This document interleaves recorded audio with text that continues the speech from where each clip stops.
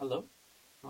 So we are going to talk about operating system প্রথম topic সেটা হচ্ছে the topic is named process. So first of all, what is process? Process হচ্ছে আমি যেহেতু আপনাদের theory ক্লাসেসে সবকিছু মোটামুটি ইন্ট্রোডাকশন দেওয়া শেষ, তো আমি জাস্ট খুব সিম্পলি বলি প্রসেস হচ্ছে it's called a program in execution. Meaning যে আপনার একটা প্রোগ্রাম যখন রান করা শুরু করে বা ইন এসেন্স যেটা যখন আপনার সিপিইউ এক্সিকিউট করার তো একটা সিপিইউ যখন একটা প্রোগ্রাম রান করা শুরু করে বা একটা সিপিইউ যদি রান করার স্টেটে থাকে বা আসলে বাংলায় বলে লেখছে, আমি যদি বলি গুগল ক্রোমটা আমি ওপেন করার আগ পর্যন্ত এই জিনিসটাকে আমরা বলি program, and when we double click the Google যখন এটা চলে স্টার্ট হয় তখন এটাকে আমরা বলি প্রসেস। অ্যান্ড ইউজুয়ালি আমাদের মডার্ন অপারেটিং সিস্টেম গুলোতে অনেক প্রসেস একসাথে চলে, অ্যান্ড আপনি যখনই কোনো কাজ করতেছেন না কেন লাইক মাল্টিপল প্রসেস আপনাদের মাল্টিপল সার্ভিসেস গুলো ফলো করে। আপনারা দেখতে পারেন যদি আপনারা কমান্ড মোডে যান রানে, যে আপনার এখানে যদি টাস্ক লিস্ট লেখেন সার্চ দেন আপনি দেখতে পারবেন কতগুলো প্রসেস কনকারেন্টলি চলতেছে এবং কোন প্রসেস কত আপনার মেমোরি খাচ্ছে এন্ড কোন প্রসেসর পিআইডি কত, প্রসেস আইডি কত, এগুলো আপনারা দেখতে পারবেন। সো ইয়েস, তো প্রসেসর যদি আমি আপনাদেরকে একটু স্লাইটলি হিস্টোরি বলি, সেটা হচ্ছে যে is generally performed by CPU, obviously. তো CPU তে পারফর্ম করা হয়, and earlier days A operating সিস্টেমে ব্যাচ সিস্টেম নামের একটা আপনার কনসেপ্ট ছিল,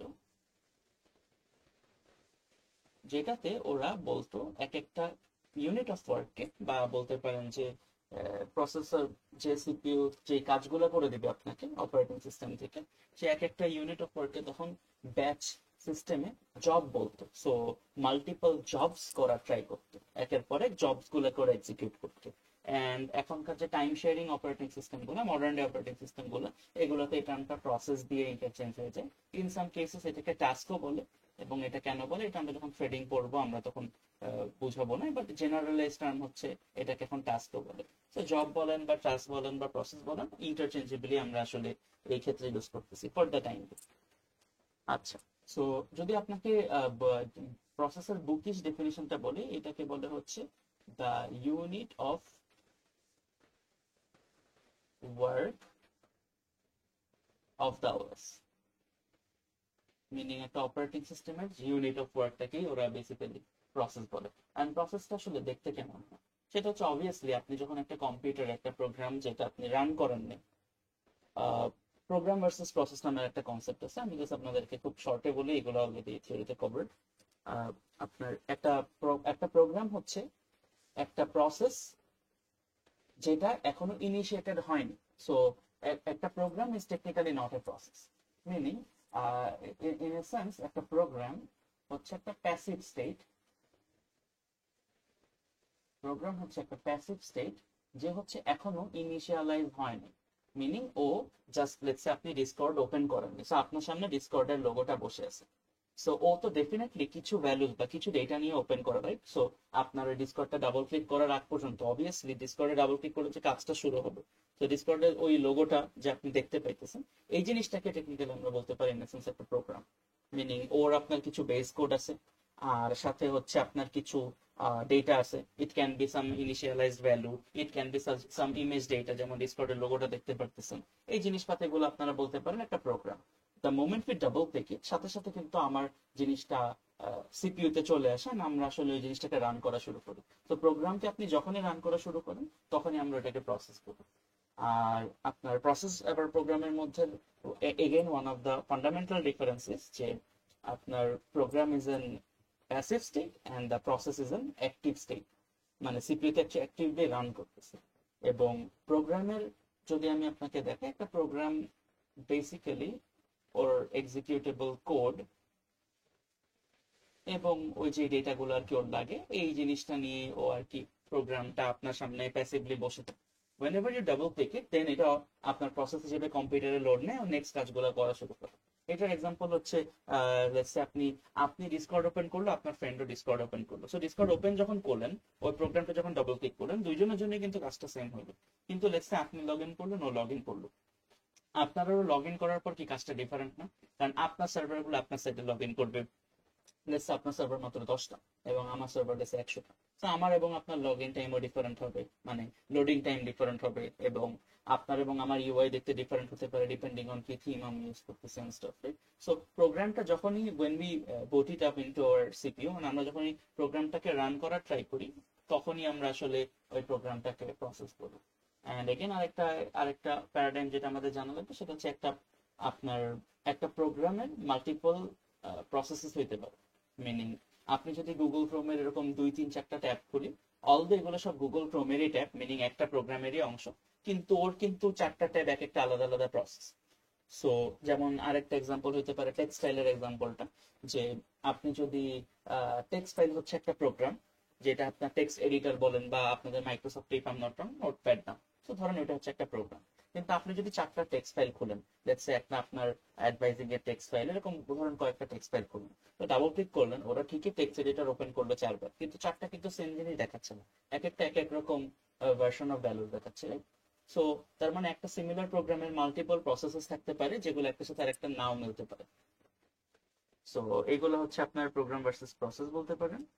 সো বলে এই কোডটাকে অনেক সময় সিপিইউ ইনস্ট্রাকশনসও বলা হয়ে থাকে।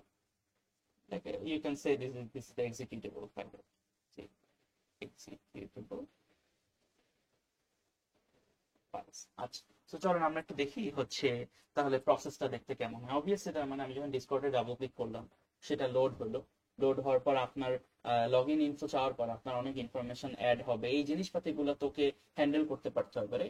এবং এই জিনিসটা কি ভেবে দেখান তো, এটা কি সবসময় গাইজ স্ট্যাটিক? কারণ লেটস আমি আপনাকে বললাম যে আপনার ডিসকর্ড যখন ওপেন হলো, আপনার ধরেন টোটাল 7টা সার্ভার আছে, তো আপনার বামে মাত্র 7টা সার্ভারের জন্য ছোট ছোট ছোট ছোট জায়গা বানায় আপনাকে ওইটা ম্যানেজমেন্টের জন্য করলো। তো লেটস আরেকজনের 500টা সার্ভার আছে, তো তার তার যে ওই যে ন্যাভিগেশন বারটা ওইটা অনেক বড় হবে এন্ড দেখতে ডিফারেন্ট হবে আপনারটা থেকে।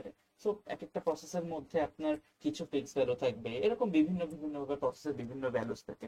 আপনাকে হচ্ছে আস্তে আস্তে সেই ভ্যালুস গুলো আমরা কিভাবে স্টোর করি প্রসেস, এই জিনিসপাতিগুলো আমরা শিখি। তো একটা প্রসেস যখন ক্রিয়েট হয়, প্রসেসের মধ্যে ডেটা সেগমেন্ট গুলো কিরকম থাকে চলেন আমরা দেখি। তো এগেইন আমি জাস্ট একটা জিনিস এখানে জানাই দিই, আমি যখন আপনাদের ক্লাসে পড়াইছিলাম, আমি এটাকে লো মেমোরি এবং এটাকে আমি হাই মেমোরি বা ম্যাক্স মেমোরি, মিন মেমোরি যেভাবে বলি, অর 0 to max বলেন, এইভাবে ধরছিলাম। মিনিং যদি আপনি একটা অ্যারের কথা ভাবেন, অ্যারের 0 নাম্বার ইন্ডেক্স থেকে যদি আমি বাড়াতে বাড়াতে 5 নাম্বার ইন্ডেক্সে, তাহলে আমি বলতে পারি লো মেমোরিটা হচ্ছে 8 পয়েন্ট, মিনিং 0 নাম্বার ইন্ডেক্স। আর হাই মানে হচ্ছে সব থেকে বড় ভ্যালুটা, লেন্থটা কি, ইন্ডেক্সের লেন্থটা। তো সব থেকে বড় ইন্ডেক্সটা এদিকে থাকবে। সো আমি হচ্ছে এই স্ট্রাকচারে দেখাচ্ছি, আপনাদের বই বা স্লাইডসে মেবি এটার উল্টা স্ট্রাকচার দেখানো ছিল, বাট আমি কনসিস্টেন্সি রাখার জন্য এইভাবে দেখাচ্ছি। তো একটা লো আপনার মানে প্রথমে প্রসেসের মধ্যে যেই সেকশনটা থাকে, সেকশনটার নাম হচ্ছে টেক্সট। এরপরে যে সেকশনটা থাকে, সেই সেকশনটার নাম হচ্ছে ডেটা। এরপরে যে সেকশন থাকে দুইটা, এই দুইটা সেকশন হচ্ছে আপনার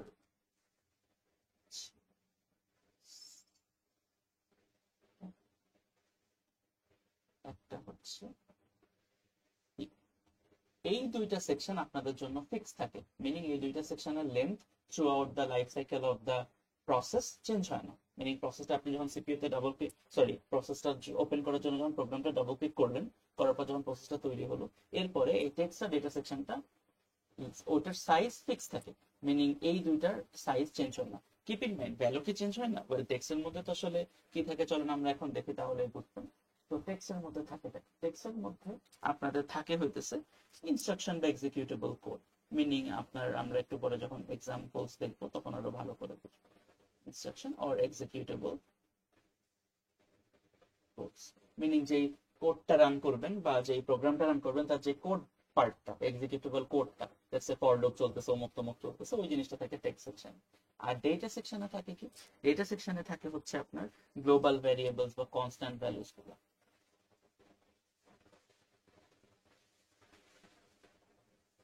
বা কনস্ট্যান্ট ভ্যালুস।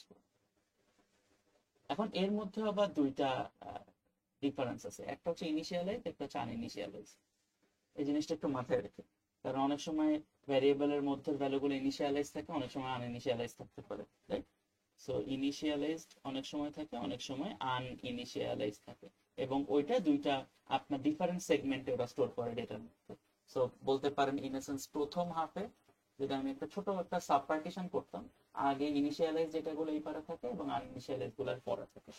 এমন কাছে আপনার মনে পড়ে যে আনইনিশিয়ালাইজ ডেটা হলো তো আপনার সেটা কি কেমনে আমি ডেটার মধ্যে ফিক্স পজিশন বলতেছি, মিনিং যেটা কিন্তু গ্লোবাল ভ্যারিয়েবল বা কনস্ট্যান্ট ভ্যালুস গুলোর কথা বলছি। সো আনইনিশিয়ালাইজড হলেও আপনি তো ডেটা টাইপ বলে দিচ্ছেন, আপনি এরকম লিখছিলেন ইন্ট 10।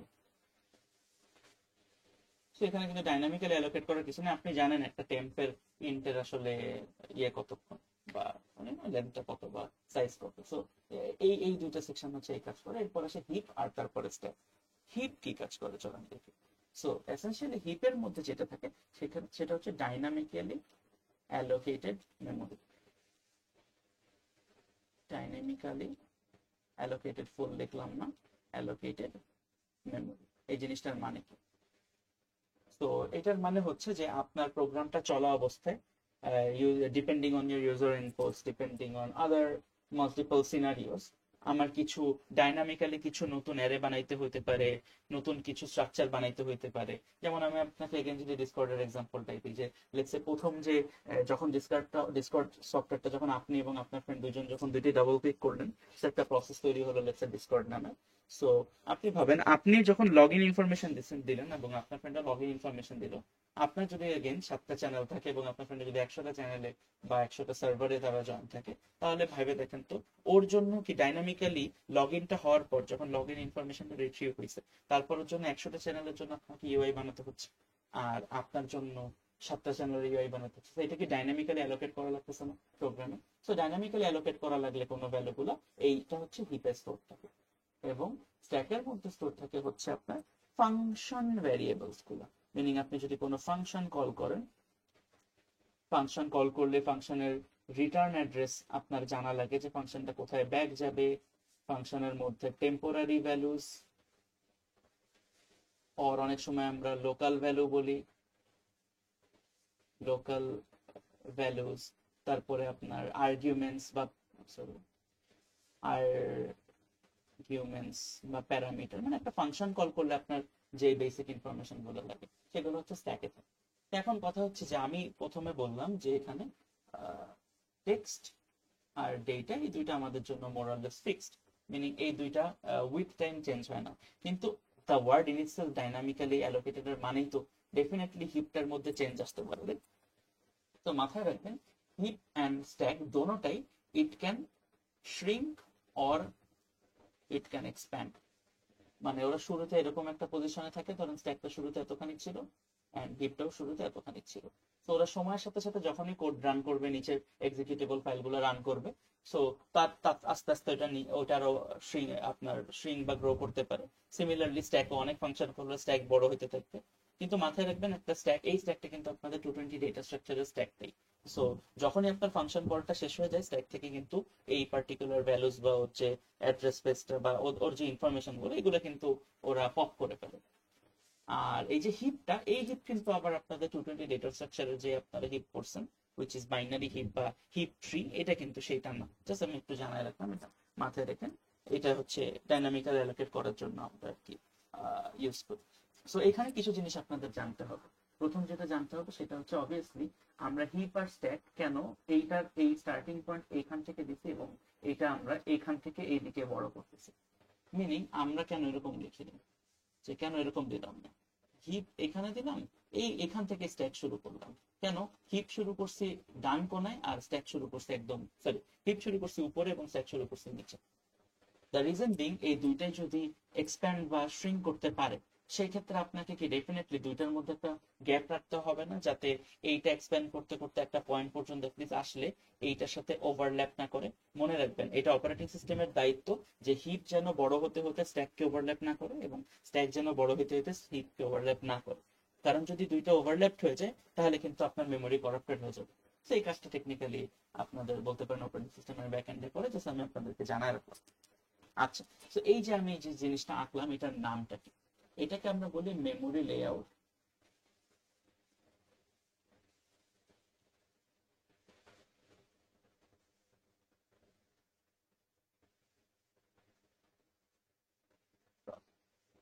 তো এটা হচ্ছে একটা প্রসেসর মেমোরি।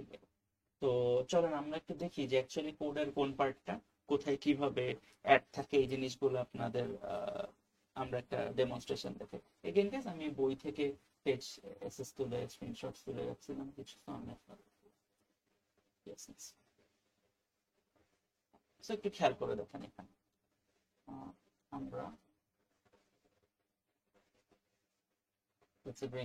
একটু খেয়াল করে দেখেন গাইজ, যে এখানে লো মেমোরি কিন্তু আমরা উপরে দিছিলাম, আর এখানে হাই মেমোরি মিনিং কিন্তু নিচে, মানে আমাদেরটা কিন্তু এটা রিভার্স ছিল।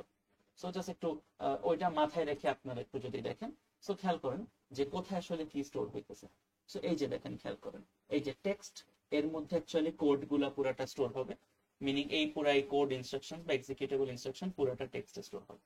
আর ইনিশিয়ালাইজ ডেটা, এই পুরাটা অ্যাকচুয়ালি ডেটা, এই পুরো সেকশনটা অ্যাকচুয়ালি হচ্ছে ডেটা, যেটা আমি উপরে একটু আগে আসছিলাম, মনে আছে কিনা, এই যে ডেটা, যার উপরের হাফকে বলছিলাম ইনিশিয়ালাইজ ডেটা এবং পরের হাফকে বলছিলাম আনইনিশিয়ালাইজ ডেটা। তো দেখেন এখানে সেটাই লেখা আছে, ইনিশিয়ালাইজ ডেটা না আনইনিশিয়ালাইজ ডেটা। এবং যদি খেয়াল করেন এই যে ইন্ট এক্স, এটা আনইনিশিয়ালাইজ ছিল, এবং এটা দেখেন এই যে এই পার্টে গেছে, এবং ইন্টু ওয়াই যেটা ইনিশিয়ালাইজ ছিল সেটা গেছে এই পার্টে, মানে ওই লেগে ডেটা সেকশনে যাচ্ছে, পুরো কোডটা রান হয়ে এই ডেটা সেকশন গুলো আগে ফিল আপ হয়ে যাচ্ছে। এবং এই যে যখন এরকম একটা সিচুয়েশন আসে যে এই যে খেয়াল করে দেখেন এটা কি একটা ফাংশন কল না গাইস, ফাংশন কলের এই যে এগুলো কি তার আর্গুমেন্টস না, আর্গুমেন্টস গুলো কোথায় যাচ্ছে, স্ট্যাকে অ্যাড হচ্ছে।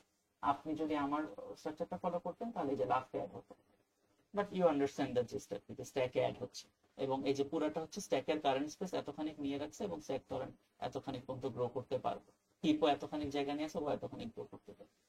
এবং এই যে local variables and stuff everything যা যা ছিল সবকিছু হচ্ছে স্ট্যাকে যাচ্ছে। এবং এই যে এই জায়গাটা একটু খেয়াল করেন, values equals to int star malloc size of এটা, এই জিনিসটা আপনার জানা দরকার নেই, বাট সোজা বাংলায় বললে এখনো যেহেতু আপনারা ল্যাব শুরু করেন নাই মেবি 321, সো এটা হচ্ছে মেমোরি অ্যালোকেট করতেছে আমরা একটা 5 লেন্থের অ্যারো, লেটস সে। সো এটা তো ডাইনামিক্যালি চেঞ্জ হতে পারে, রাইট? সো আপনার এখানে আমি চাইলে এটা ইউজার ইনপুটের উপর বেস করে লিখতে পারি, ইউজার ইনপুট 10 দিলে 10 লেন্থের অ্যারে বানাবো, ইউজার ইনপুট 20 দিলে 20 লেন্থের অ্যারে বানাবো, এটা আমরা চেঞ্জ করতে পারি। তো এই জিনিসটা ডাইনামিক্যালি অ্যালোকেট করা লাগতেছে। তো এই জিনিসটা কোথায় স্টোর হবে, হিপে, কারণ আমরা কি বলছিলাম, হিপ ডাইনামিক্যালি অ্যালোকেটেড ভ্যালুগুলোকে স্টোর করে।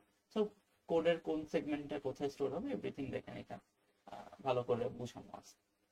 তো আই হোপ আপনাদের ব্যাপারটা ক্ল্যারিফাই হয়েছে। সো আমি জাস্ট আপনাদেরকে একটু একটা জিনিস জাস্ট একটু সাথে অ্যাড করে বলি, সেটা হচ্ছে যে আপনাদের আমরা যখন এইভাবে যখন আমরা মানে স্ট্রাকচারটা লিখতেছি, আপনাদেরকে আমরা যদি এরকম একটা কোড দেই, দিয়ে বলি কোন পার্ট কোনটাই হবে, you should be very careful যে আপনারা আমার যদি আমার আমার এই particular low to high follow করেন, যেন মেক শিওর করেন যাতে ওভাবে করে আপনি আপনার বাসায় প্র্যাকটিস গুলো করছেন, না হলে আপনার মানে এটা ইনকনসিস্টেন্ট হতে পারে আপনার জন্য। বাট এগেইন আইডিয়া যদি বুঝেন, এটা যেভাবে আপনি শুরু করেন না কেন, it's not a big. So হ্যাঁ, এবার হচ্ছে আমরা দেখব হচ্ছে যেটা আমরা পরে দেখবো, এটা হচ্ছে এই প্রসেস গুলা শুধু এই আমি একটু এটা কপি করে,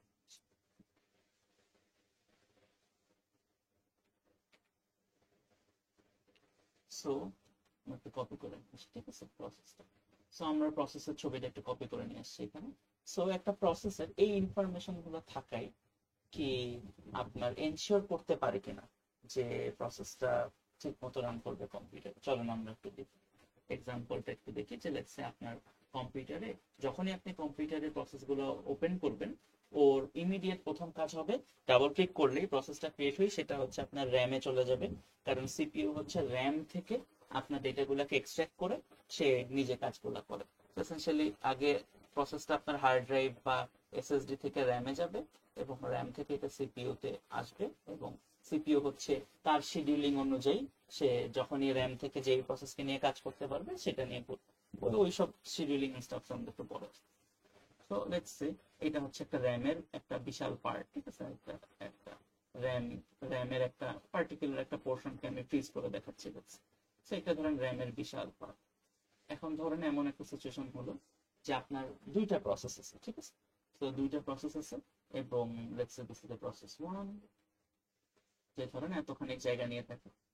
again guys this N abstract ওয়েতে বোঝাচ্ছে, এর মধ্যে টেক্সট আছে, ডেটা আছে, সো এইটুকু জায়গা নিয়ে থাকে। সো এইটুকু জায়গা ধরেন প্রসেস 1, তার মধ্যে বেসিক্যালি তার টেক্সটের একটা ভাগ আছে, পোর্শন, ডেটার একটা ভাগ আছে, হিপের একটা আছে, স্ট্যাকের একটা আছে, এরকম। তো সিমিলারলি ধরেন এরকম একটা পরে র্যাম যখন আরেকটা হঠাৎ করে প্রোগ্রাম রান করলেন, লেটস প্রসেস 2, এবং সেখানে ধরেন এইখানে তার এরকম টেক্সট আছে, ডেটা আছে, হিপ আছে, স্ট্যাক আছে। ধরেন ভেরি অ্যাবস্ট্রাক্ট লেভেলে জাস্ট ভাবেন যে ধরেন দুইটা প্রসেস র্যামের মধ্যেই ভাবে করে আছে। তো র্যাম তো আরো বড়, ইট গোজ অন এন্ড অন, উপরের দিকে ধরেন আরো অনেক, আপনার ধরেন অনেক বড় র্যাম, অনেক জিবি। সো এবার হচ্ছে আমি আপনাকে যেটা দেখাবো সেটা হচ্ছে যে এই ইনফরমেশন গুলো কি ইনাফ কিনা, যে আমরা একটা একটা একটা সিপিইউ ঠিক মতো এই কাজগুলোকে করে দিতে পারবে কিনা, বা প্রসেস গুলোকে ঠিক মতো হ্যান্ডেল করতে পারবে।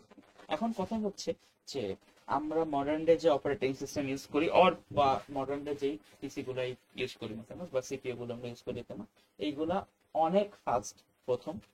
আর দ্বিতীয়ত হলো ওরা একই প্রসেসকে টানা করান, মানে ওরা একটা সার্টেন অ্যামাউন্ট অফ টাইম পর পর, লেটস সে 100 মিলি সেকেন্ড, সর্বোচ্চ 100 millisecond, if I am not wrong, এর থেকেও কম টাইমে বেশিরভাগ প্রসেস শিডিউলিং হয়। সো ওরা কিছুক্ষণ পর পর একটা প্রসেসকে অফ করে দিয়ে আরেকটা প্রসেসের উপর কাজ করে, একটা প্রসেসকে অফ করে একটার উপর কাজ করে। ওরা কি ওদের ব্যাকগ্রাউন্ডে ওরা প্রসেস গুলোকে সুইচ করে এবং কাজ করতে থাকে।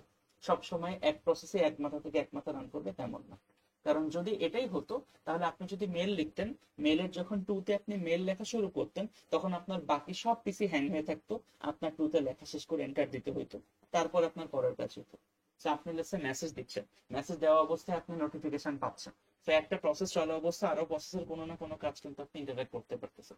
হ্যাঁ অবভিয়াসলি সেখানে মাল্টিকোর প্রসেসরের অনেক ব্যাপার স্যাপার আছে, but at the same time just আইডিয়াটা বোঝার চেষ্টা করুন যে একটা প্রসেস কখনোই শুধু ওই প্রসেসটুকু রান করে না, ও ওরকম আরো 100-200টা তার প্রসেস আছে, যেমন শুরুতে আমি টাস্ক লিস্ট দেখালাম আপনাদেরকে কমান্ড মোডে। সো ও হচ্ছে শিডিউলিং করে একের পর এক রান করে।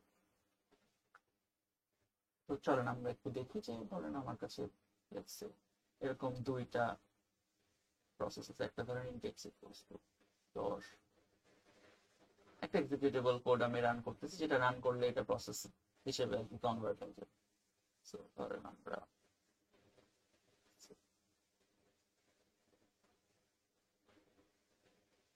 এটা ধরেন প্রসেস 1, সিমিলারলি ধরেন একটা প্রসেস হচ্ছে প্রসেস 2। এটাতে ধরেন এরকম ভাবে আবার কোডটা লিখুন, ইনডেক্স ইকুয়ালস টু ধরেন 400,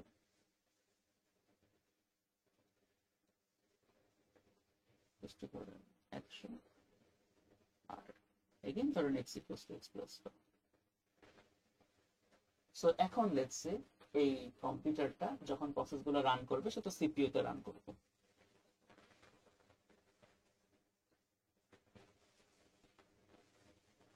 যেটা সিপিইউ তে রান করবে, সো আমি সিপিইউটা আপনাদেরকে একটা জেনারেল সিপিইউ আর্কিটেকচার দেখাবো। It's not the representation of an actual CPU, but একটা জেনারেল সিপিইউ আর্কিটেকচার দেখাবো। একটা সিপিইউ ধরেন কিছু ফ্ল্যাগ ভ্যালুজ আছে, এগুলো আপনাদের আপাতত জানার দরকার নেই।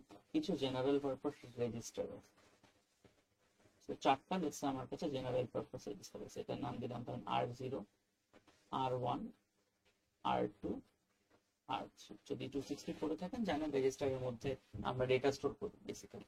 তো জেনারেল পারপাস রেজিস্টার গুলো রাখার পিছনে রিজনিং হইতেছে অনেকটা, যাতে আমরা ডেটাগুলো ঠিক মতো স্টোর করতে পারি। ইভেন আরো অনেক কিছু আছে, ইনস্ট্রাকশন, কত নাম্বার ইনস্ট্রাকশন রান করতেছেন সেটার একটা পয়েন্টার, এবং লটস অফ আদার থিংস আছে। সো চলেন লেটস আমি প্রথমে প্রসেস 1 রান শুরু করব, ঠিক আছে? সিপিইউ হচ্ছে প্রসেস 1 রান শুরু করব। তো প্রথমে int x equals to 10 লিখব। So obviously int x equals to 10 এটা তো আসলে অ্যাসেম্বলি ল্যাঙ্গুয়েজে কনভার্ট হয়ে যাবে, এটা কাইন্ড অফ হয়ে যাবে move r0 10, এমন একটা হয়ে যাবে যে r0 রেজিস্টারে 10 ভ্যালুটা স্টোর করো। সো ধরেন আপনার কাছে 4টাই রেজিস্টার আছে, তো সে কি করলো, তাহলে প্রথম রেজিস্টারে 10 স্টোর করলো। সিমিলারলি পরের লাইনটা রান করার পর সে পরের রেজিস্টারে 20 স্টোর করলো। তো এখন আপনার সিপিইউ এতদূর কাজ করার পর হঠাৎ করে সে ভাবলো যে কোনো কারণে সে তার যে অনেক ফাস্ট এই কাজটা করে ফেলছেন, তার লেটসে মনে হলো যে কোন একটা পয়েন্টে যে আমি শিডিউলিংটা চেঞ্জ করি, মিনিং আমি এবার আরেকটা প্রসেস রান করা শুরু করি, which is very valid by the way. Actually আপনার প্রসেসরের মধ্যে এরকম করে কিন্তু মাল্টিপল জিনিসপাতি কনকারেন্টলি রান করতেছে, একটার পর একটা এরকম করে লাভ দিয়ে চলে যাচ্ছে প্রসেস। তো এতখানি হওয়ার পর ও কি করলো, এই প্রসেস রান শুরু করলো। এবার এই প্রসেস যখন রান শুরু করলো, এখানে আবার ইনটেক্স ইকুয়ালস টু কি 400। সো সিপিইউ তো একটাই, রাইট? আমি ধরে নিচ্ছি আপনি সিঙ্গেল কোর সিপিইউ তে কাজ করতেছেন, যে একটা সিপিইউ তে এই কাজটা হইতেছে। সো আমি এটাকে অরেঞ্জ মার্ক দিয়ে দেখো। সো এবার এখানেও যখন রান শুরু করলো, তো প্রথম লাইনটা রান করলো, তাহলে ইনটেক্স ইকুয়ালস টু 400। তো কি করলো এই জায়গাটাতে, এটাকে রিপ্লেস করে দিল কি দিয়ে, 400। এরপরে ওয়াই ইকুয়ালস টু 100, রিপ্লেস করে দিল কি দিয়ে, 100। এইবার ধরেন এতখানি হওয়ার পর ও আবার সিপিইউ শিডিউলিং ব্যাক করে ব্লুটাতে ব্যাক করলো, মিনিং আগের প্রসেসে ব্যাক করলো। তো এবার ওর কতগুলো লাইন শেষ হয়েছিল হওয়া দেখেন তো, এত নাম্বার পর্যন্ত লাইন শেষ হয়েছিল, তারপরের লাইনটা সে রান করলো, মিনিং এটা। এবার যখন X equals to X plus Y করতে চলো, ও কি জানে, ও এক্স হচ্ছে রেজিস্টার 0-তে আছে আর ওয়াই হচ্ছে রেজিস্টার 1-এ আছে। তো আমাকে বলেন তো এখন রেজিস্টার 0 আর 1-এ কি আদৌ 10 আর 20 যেটা অরিজিনাল ওদের ভ্যালু সেটা আছে? এটা কি 400 যোগ 100 হয়ে 500 হয়ে গেছে না? সো আমি কি ব্যাপারটা বুঝাইতে পারলাম যে আপনার একটা সিপিইউ জেনারেল পারপাস রেজিস্টার গুলো যে সিপিইউর মধ্যে থাকে, আপনি যখন কোনো কোড করেন অ্যারিথমেটিক অপারেশন বা ছোটখাটো কাজের জন্য যে রেজিস্টারস গুলোর উপর আমরা ভ্যালুস গুলো বসাই চেঞ্জ করি, অ্যাসেম্বলি ল্যাঙ্গুয়েজ যদি করে থাকেন দেখবেন আমরা মোটামুটি এন্টায়ার কোডটাকে আসলে রেজিস্টারের এই পার থেকে এই পার খালি ভ্যালু পাঠাচ্ছি। সো এই ভ্যালু গুলো যদি আমার কথা স্টোর না থাকে, আমরা যখন প্রসেসটা সুইচ করি, এই সাথে আমার এই ইনফরমেশন গুলো যদি সুইচ না হয়, তখন আমাদের অনেক বড় ঝামেলা বেঁধে যাবে। তো আমি যদি শুধু এইভাবে করে প্রসেসের ইনফরমেশন গুলো রেখে দিতাম আমার সিপিইউতে, আমার আসলে খুব আহামরি লাভ হইতো না। কারণ আমার এর সাথে আরো অনেক অ্যাডেড ইনফরমেশন রাখতে হতো। যেমন একটা কি, কত নাম্বার লাইন পর্যন্ত রান করার পর প্রসেসটা চেঞ্জ হয়ে গেছিল, নেক্সট কত নাম্বার লাইন রান করব, এরকম আরো অনেক আপনার ইনফরমেশন আপনার কি জানা লাগতো না? ভেবে দেখেন তো। সো হ্যাঁ, সো এই কারণে আমরা অ্যাকচুয়ালি শিখবো সিপিইউ তে প্রসেসটা যে স্টোর থাকে সেটা কোন ডেটা স্ট্রাকচারে স্টোর থাকে বা কিভাবে অ্যাকচুয়ালি এটা স্টোর থাকে। So the answer is actually প্রসেসটা কখনো শুধু জাস্ট এই মেমোরি লেআউট, এটাকে if I am not wrong address space বলে, শুধু এই জিনিসটাতেই স্টোর থাকে না। এই শুধু অ্যাড্রেস স্পেসটাই স্টোর থাকে না, এইটার সাথে আপনার আরো অনেক অ্যাডিশনাল ইনফরমেশন লাগে, যেগুলো স্টোর না করলে আপনি অ্যাকচুয়ালি প্রসেসটা নিয়ে পরে কোনো কাজ করতে পারবেন। সো অ্যাকচুয়ালি কি টাইপের ইনফরমেশন লাগতে পারে, চলেন আমরা আগে একটু কিছু কিছু আপনাদেরকে আমি বলি। যেমন প্রথম যেটা লাগতে পারে সেটা হচ্ছে, আমি প্রসেসগুলোকে পিআর লিখতেছি। সো প্রসেস স্টেট, মিনিং একটা প্রসেস তার লাইফ সাইকেলে বিভিন্ন স্টেটে থাকে। লেটস সে আপনি আপনার ডিসকর্ড একটা মেসেজ টাইপ করতেছেন, এখন মেসেজ টাইপ করা অবস্থায় কিন্তু আপনার ডিসকর্ড কোনো কাজ করতেছে না, কিন্তু ওই পার্টিকুলার টাইমটাই কাইন্ড অফ আইডল বসে আছে। যখন আপনি মেসেজ লেখার পর এন্টার দিবেন, তখন হচ্ছে ও কাজ করা শুরু করবে। তো অনেক সময় স্টেট আইডল থাকে, অনেক সময় রানিং থাকে, এই জিনিসগুলো আমরা একটু পরে আসবো। সো আরেকটা হতে পারে যে আপনার প্রত্যেকটা, আপনি যে একটা প্রসেস, দুইটা প্রসেস, তিনটা প্রসেস বানাচ্ছেন, তো প্রত্যেকটা প্রসেসের একটা ইউনিক আইডেন্টিফিকেশন থাকতে হবে, যাতে আমি জানতে পারি কোন প্রসেস থেকে কোন প্রসেসে ব্যাক করবে। মনে আছে কিনা আমি যখন কমান্ড মোড দেখেছিলাম, প্রসেস আইডি নামের একটা পার্ট ছিল। আরেকটা থাকতে হবে কি, নেক্সট কোন লাইনটা আমি রান করব, সো ওইটাকে আমরা বলি প্রোগ্রাম কাউন্ট, যেখানে আমরা স্টোর করি যে নেক্সট কোন লাইনটা আমরা রান করব, মিনিং কোডের কতখানি এক্সিকিউট হয়েছে এবং নেক্সট কোন লাইনটা রান করব। এরকম আর কি কি থাকা লাগতে পারে, CPU general purpose registers, meaning এই জেনারেল পারপাসে আমাকে, যখন আমি 10 আর 20 নিয়ে কাজ শেষের পর আমি আরেকটা প্রসেসে চলে গেছিলাম, আমার এই 10 আর 20 ভ্যালুগুলো কোথাও স্টোর করে রাখতে হবে, যাতে পরের পর যখন আমি আবার কাজ করতে চাই, আমি আমার পুরান ভ্যালু নিয়ে কাজ করি, রাদার দেন আমি নতুন যেটা দিয়ে রিপ্লেস করছি সেটা নিয়ে কাজ করি। এটার সাথে আরো কিছু থাকতে পারে, যেমন শিডিউলিং ইনফো। এখন হোয়াট ইজ শিডিউলিং?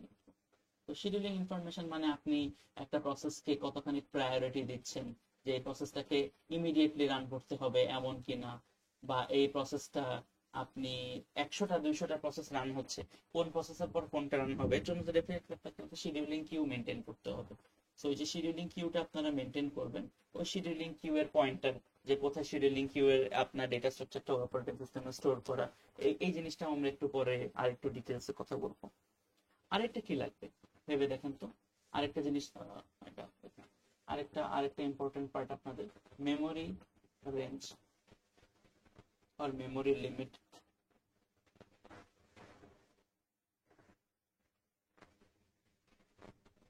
এখন এই জিনিসটার মানে কি?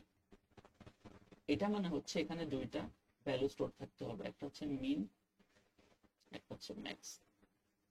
আমি যদি জানি, প্রসেসের ছবিটা আবার একটু ব্যাক চাই, আমি যদি জানি মিন মিনিং লো বোঝাচ্ছে আর কি, যে লো মিনিং প্রথম কোথায় আমার প্রসেসের ডেটাগুলো শুরু হয় এবং প্রসেসের হাই মিনিং লাস্ট কোথায় ডেটাটা শেষ হয়, তাহলে ওর মাঝের পুরাটাই আমার প্রসেসের ডেটাগুলো। তো আমাকে তো অবভিয়াসলি জানতে হবে প্রসেস কত দূর, এইখানে কত দূর প্রসেসের, মানে কতটা দূর, মানে কোথায় শুরু কোথায় শেষ।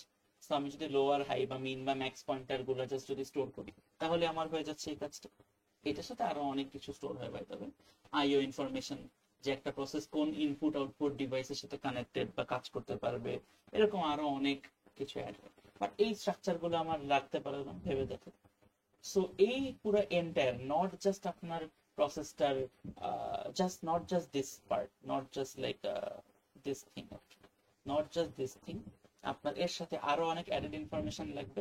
সো এই যে এই যত ইনফরমেশন আমি লিখলাম, এই পুরো ইনফরমেশন গুলো মিলে আমি যদি একটা কাইন্ড অফ, আপনারা পাইথনে যারা করছেন বা জাভায় করছেন তারা অবজেক্টের মতো দেখতে লাগতে পারে, একটা অবজেক্ট যদি বানাই যার মধ্যে সব ইনফরমেশন গুলা কাইন্ড অফ এক জায়গায় আপনার কনক্যাটিনেটেড থাকবে বা স্টোর থাকবে। সো সিতে আমরা এটাকে বলি স্ট্রাক্ট বা স্ট্রাকচার। এই যে স্ট্রাকচারটা, এইটাকে আমরা বলি হচ্ছে পিসিবি বা প্রসেস কন্ট্রোল ব্লক। এখানে এটা কি, এটা হচ্ছে আপনার অপারেটিং সিস্টেমের প্রসেসকে স্টোর করতে বা ম্যানেজ করতে যে ডেটা স্ট্রাকচারটা ওরা ইউজ করে, এটাকে বলে পিসিবি। সো এই জিনিসটা এইভাবে করে আপনাদের কি এরকম ইনফরমেশন গুলো নিয়ে একটা স্ট্রাকচার স্টোর থাকে। আমি আপনাদেরকে সামনে দেখি প্রসেস, আমি কোনো ছবি সেভ,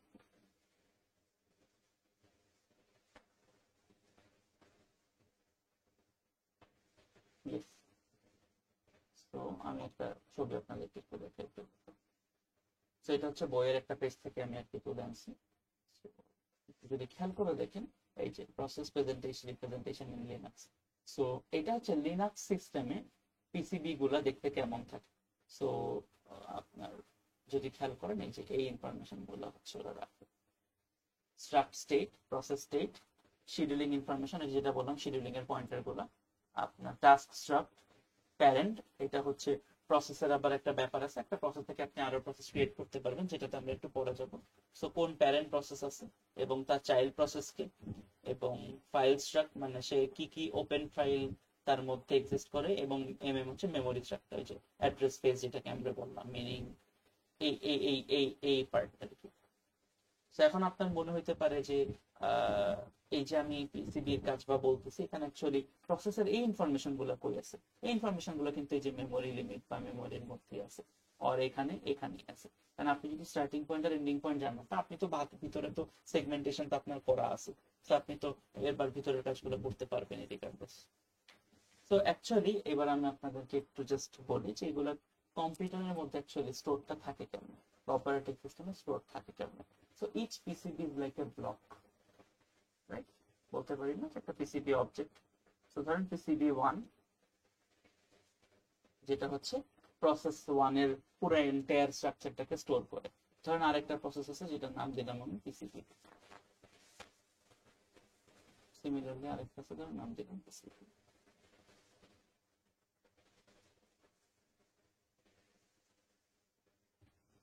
সো এইগুলা আপনার কম্পিউটারের মধ্যে এরকম ব্লক ব্লক আকারে স্টোর থাকে। আর অপারেটিং সিস্টেম এইগুলাকে আপনার স্টোর করতে বা হ্যান্ডেল করতে কিরকম ডেটা স্ট্রাকচার ইউজ করে। সো আপনারা 221-এ পড়ছিলেন ডাবলি লিঙ্ক লিস্ট নামের একটা, সরি 220-তে পড়ছিলেন ডাবলি লিঙ্ক লিস্ট নামের একটা কনসেপ্ট। সো ওরা যেটা করে সবচেয়ে দামি হেডের ডাবলি লিঙ্ক লিস্ট নামের কনসেপ্টটা ইউজ করে। একটা দামি হেড থাকে, যেটা লেটস সে আমি এটা একটা কিউ বলতেছি, ধরেন প্রসেস কিউ, শিডিউলিং কিউ নাম দিলাম এটা, ঠিক আছে? এরও আবার ভাগ ভাগ আছে কিউ গুলোর, এটা আমরা একটু পরে আসবো, বাট ধরেন একটা শিডিউলিং কিউ নাম দিলাম। সো এবার আপনাদের আগে কি স্টোর থাকতো? শুধু হেডটা স্টোর থাকতো ডামি লিঙ্ক লিস্টে, but since it's a doubly link list meaning এইটা এর সাথে কানেক্টেড, এটা ওর সাথে কানেক্টেড, এইটা এর সাথে কানেক্টেড, এটা ওর সাথে, আর এইটা কারোর সাথে কানেক্টেড না, বিকজ এখানে এটা ওর পার্টটা এন্ড হয়ে গেছে। তো আপনার এখানে স্টোর থাকবে এখন দুইটা ভ্যালু, পিসিবি 1 মিনিং হেড আর পিসিবি 3 টেল। তো এইভাবে করে আপনার কিউটা কাইন্ড অফ শিডিউলিং কিউ বা যে কোনো একটা কিউ এরকম কাইন্ড অফ প্যাটার্নে ডিজাইন করা থাকে। সো পিসিবির অবজেক্ট গুলো একের পর এক এরকম থাকে, বা সিতে বললে স্ট্রাকচার গুলো এরকম থাকে, নেক্সট পয়েন্টার থাকে, মানে প্রত্যেকটা পিসিবিতে একটা নেক্সট আর একটা প্রেপ পয়েন্টার থাকবে, বুঝতেই পারতেছেন, যেটা দিয়ে আমরা জানবো যে কোনটার পর কোনটা আসে, এবং এইভাবে করে শিডিউল থাকে। এবং আপনি যদি লাস্টেরটায় যেতে চান, ডামি হেড থেকে জাস্ট ডট, আপনি যদি এটাকে বলেন ডট হেড আর ডট টেল, তাহলে টেলে গেলে ডাইরেক্ট লাস্টেরটায় চলে যাবে, আর যদি শুরুতে যেতে চান শুরুতে চলে আসবে। তো এখন কথা হচ্ছে যে আমরা কেন ডাবলি লিঙ্ক লিখতেছি, ওয়াই নট সিঙ্গলি, বা why are we using dummy and stuff, right? So dummy হওয়ার পিছনে রিজনিং বা সুবিধা হচ্ছে ডামি হেডে একটা সিগনেচার বা একটা ইনফরমেশন থাকে, যে ইনফরমেশনটা আপনার কাজে লাগে, লাইক শুরু থেকে একটা র্যান্ডম ভ্যালু থেকে শুরু না করে ইট গিভস আস অ্যাবস্ট্রাক্ট, মানে একটু একটু আমাদের প্যাডেড ইনফরমেশন হয়, যেমন স্টার্টিং কোন প্রসেস, এন্ডিং কোন প্রসেস, বা শুরুতে কোন প্রসেস আছে এবং শেষে কোন প্রসেস আছে, ইনফরমেশন গুলো আপনি রাখতে পারবেন। তো আপনি কিন্তু ডামি না হলে রাখতে পারতেন, আপনাকে আলাদা আলাদা ভ্যারিয়েবল মেনটেন করতে হচ্ছে। আর ডাবলি হওয়ার পিছনে আরেকটা সুবিধা হচ্ছে, একটা প্রসেস যদি কোনো কারণে ইন্টারাপ্ট হয়ে যায় বা বাদ হয়ে যায় বা কোনো কারণে কাজ শেষ হয়ে যায়, ওটাকে বাদ দেওয়া খুবই সহজ, তার আগেরটা ডট রেখে আর পরেরটা ডট নেক্সটের সাথে কানেক্ট করে দিলেই হয়ে যায়। তো ডাবলি লিঙ্কের ইমপ্লিমেন্টেশন থাকবে। তো ইয়েস, এইটুকু গেলে এটা নিয়ে আমরা একটু পরে আবার ব্যাক করবো। এবার আমরা যে জিনিসটা দেখবো সেটা হচ্ছে প্রসেসের স্টেট, যে কথাটা একটু আগে বলছিলাম, যে একটা প্রসেসের স্টেটস কতগুলো হয় এবং দেখতে কেমন হয়, সেগুলো নিয়ে আমরা এখন কথা বলবো। একটা প্রসেস জাস্ট বিকজ সেটা ডাবল ক্লিক করছি তার মানে এই না যে সে সাথে সাথে রান শুরু হয়ে গেছে। প্রসেসের আপনার শুরুতে একটা স্টেট থাকে এবং বিভিন্ন ভাবে এই স্টেটটা উইথ টাইম যেই যে এক্সিকিউশনেবল কোডটা রান করবে বা সিপিইউ শিডিউলিং এ ওকে এবার নিচ্ছে কিনা, এটা তো বিভিন্ন রিজনিং এর কারণে প্রসেস স্টেট গুলো ডিফারেন্ট হয়। আমি আপনাদেরকে ছবি থেকে ডিরেক্টলি দেখো, একটা প্রসেসের একটা স্টেট হচ্ছে নিউ, মিনিং প্রসেসটা কেবল তৈরি হয়েছে, ডাবল ক্লিক করলেন তৈরি হয়েছে। এখন নিউ ক্রিয়েট হওয়ার পর এটা ধরেন অ্যাডমিটেড হয়েছে, অ্যাডমিটেড মিনিং র্যামে লোড নিছে। তো এরপরে যে স্টেটটা সেটাকে বলে রেডি স্টেট। রেডি স্টেটে থাকার মানে হচ্ছে এইটা এখন ready to B run, meaning মাথায় রাখবেন এটা কিন্তু অলরেডি রান শুরু হয়ে যায়, মানে আমি বুঝাচ্ছি রেডি।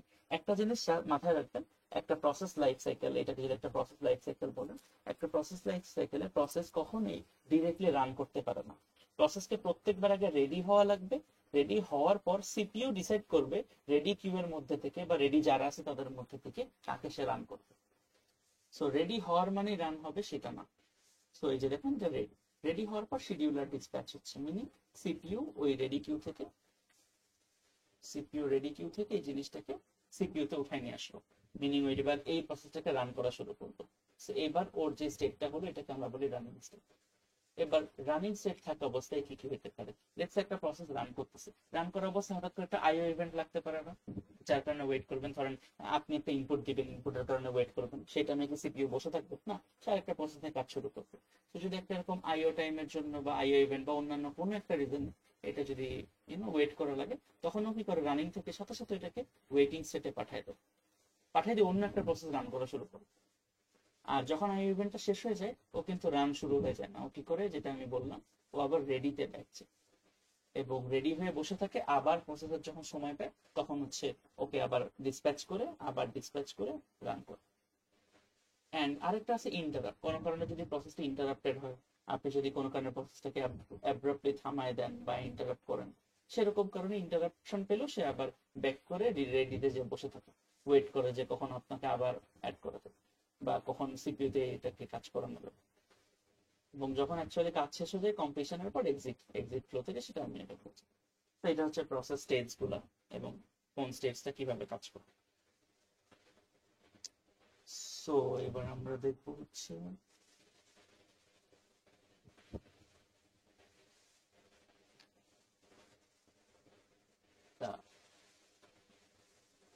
প্রসেস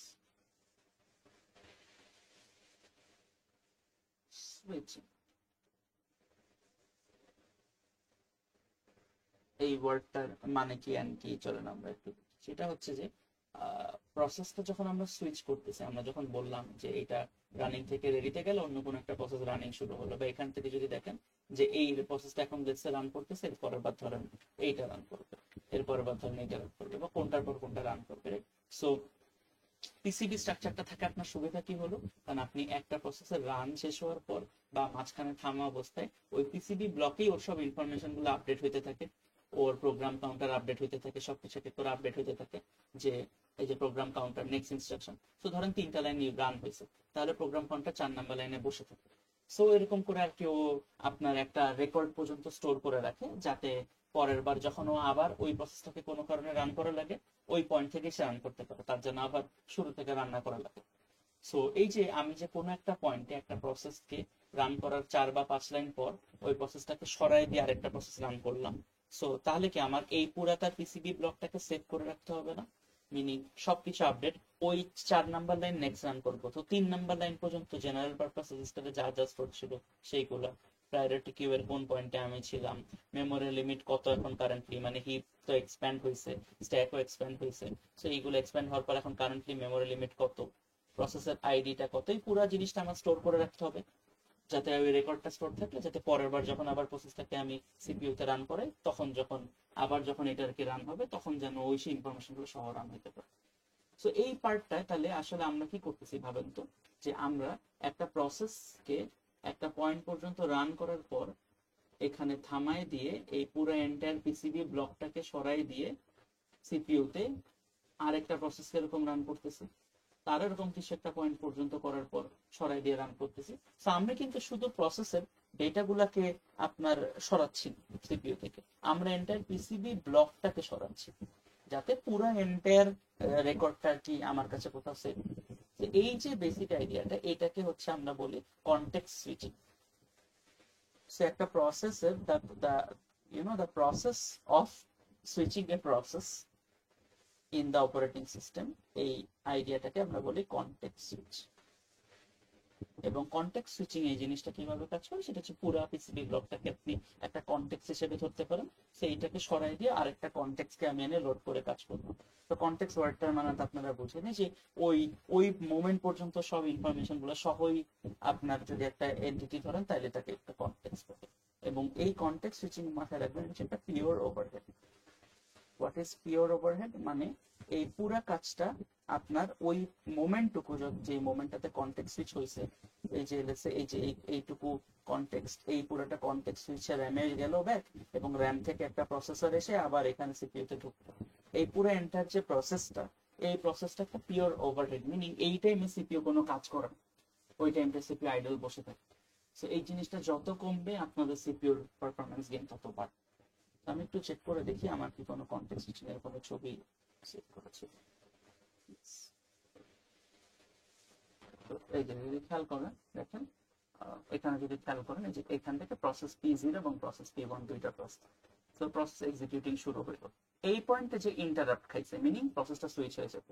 তো সাথে সাথে P0 কি করতে হবে, P0 সব স্টেট ইনফরমেশন গুলো সেভ করতে হবে, কনটেক্সটটা সেভ করতে হবে, এবং করার পর কি করতে হবে, এটা সেভ করে রেখে র্যামের মধ্যে পাঠিয়ে দিল। পাঠানোর পর আবার PCB1 বা পরের যে প্রসেসটা ছিল এই প্রসেসটা সবগুলো কনটেক্সটকে আবার লোড করতে হবে সিপিইউতে, লোড করে কাজ শুরু করতে হবে। সো এই যে এইটাকে সেভ করা আর এটাকে লোড করা, এই পুরোটা টাইম সিপিইউটা আইডল বসে থাকবে না। এবং এরপরে যখন PCB1 এর কাজ শুরু হলো, এখান থেকে দেখেন খেয়াল করে এতখানি টাইম এক্সিকিউট হলো, হওয়ার পর আবার কি হলো, PCB1 কোনো কারণে ইন্টারাপ্ট হলো, সাথে সাথে কি হবে, ওর স্টেটও আবার সেভ করতে হবে, আপনাকে সেভ করে কম্পিউটারে স্টোর করতে হবে, করে আবার রিলোড আনতে হবে PCB0 আগের প্রসেসটাকে, তারপর কাজ হবে। তো খেয়াল করছেন এই পুরাটা টাইম PCB0 কিন্তু বসেই ছিল, আইডল ছিল।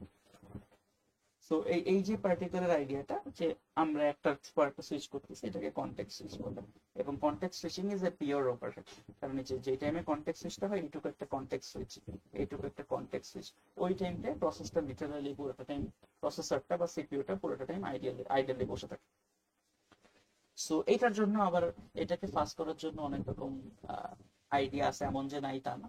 যেমন একটা অনেক মডার্ন ডে প্রসেসরে সোয়াপ নামের একটা ফাংশনালিটি আছে, যেটা হচ্ছে দুইটা প্রসেসকে জাস্ট কাইন্ড অফ সোয়াপ করে দেয় সাথে সাথে। মানে ওরা নেক্সট শিডিউলিং এ কি আছে না আছে চেক করে না, বা সোয়াপটা কি অপটিমাইজড ওয়েতে এই প্রসেসের কনটেক্সট সুইচটা করে। আরো আপনার এটাকে অপটিমাইজ করে আরো ডিফারেন্ট অনেক ওয়ে আছে।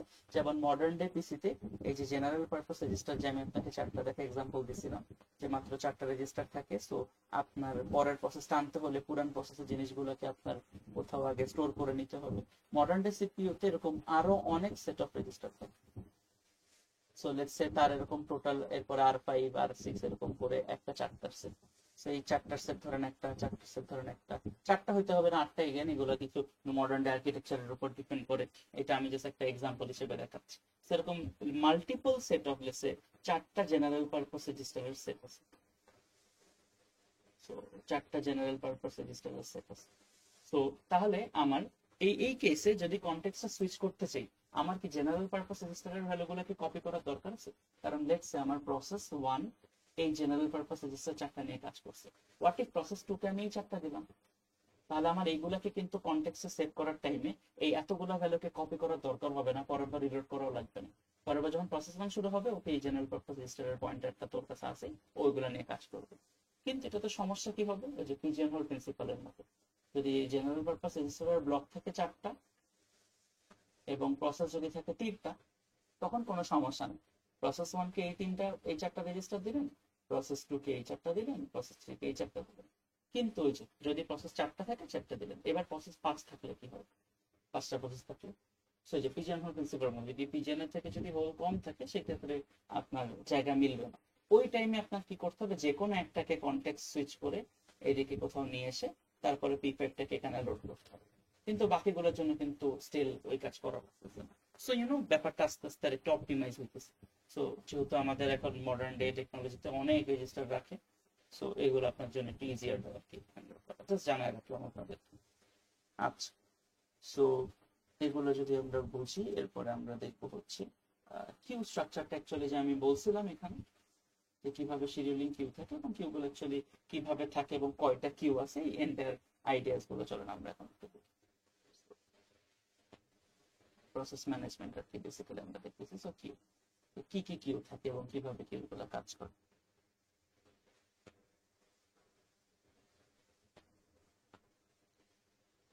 সো যদি খেয়াল করেন, এই যে আমি যেমন একটা কিউ আপনাদেরকে দেখাইছিলাম একটু আগে, একে এরকম দেখেন দুইটা কিউ, এখানে একটা রেডি কিউ, একটা হচ্ছে ওয়েট কিউ। কিপ ইন মাইন্ডে যেখানে যদিও সিঙ্গলি লিঙ্ক লিস্টের মতো দেখাচ্ছে, বাট আপনার অ্যাকচুয়াল অপারেটিং সিস্টেমে মোস্ট অফ দ্য কেসেসে এটা ডাবলি লিঙ্ক লিস্ট থাকবে। তো আমার এক্সপ্লেনেশনটা ফলো করুন। হ্যাঁ, তো এই যে এটা হচ্ছে ওয়েট কিউ, এটা হচ্ছে রেডি কিউ। তো রেডি কিউ এর মধ্যে যে প্রসেসগুলো আছে, কোনো কারণে যদি এটা আইও ইন্টারাপ্ট খায়, এই যে লাইফ সাইকেলটা যদি দেখেন, কোনো প্রসেসটা যদি রেডি কিউয়ে থাকা অবস্থায় ইন্টারাপ্ট খায় বা আইও ইভেন্টের জন্য ওয়েট করে, ওকে কি ওয়েটিং কিউতে পাঠিয়ে দিয়েছিলাম না আমরা? সো এখানেও তাই পাই। রেডি কিউ এর মধ্যে অনলি তারাই থাকবে যারা লিটারালি এখনই সিপিইউ নিয়ে রান করতে পারবে। আর ওয়েট কিউতে তারা থাকবে যারা কোনো আইও ইভেন্ট বা অন্য কোনো কারণের জন্য ওয়েট করতেছে। সো যদি রেডি কিউর এই প্রসেসর লেটস সে প্রসেসটা কাজ করা অবস্থায় আইও হিট খায়, যে আইও ইভেন্ট কল করে যে ইনপুট আউটপুট লাগবে ওর নামা, ও রেডি কিউয়ে চলে যাবে, এখান থেকে বেরোয় যায়। সো জাস্ট মাথায় রাখুন কি ডাবল লিঙ্ক লিস্ট হবে। আরেকটা আপনাদের নিয়ে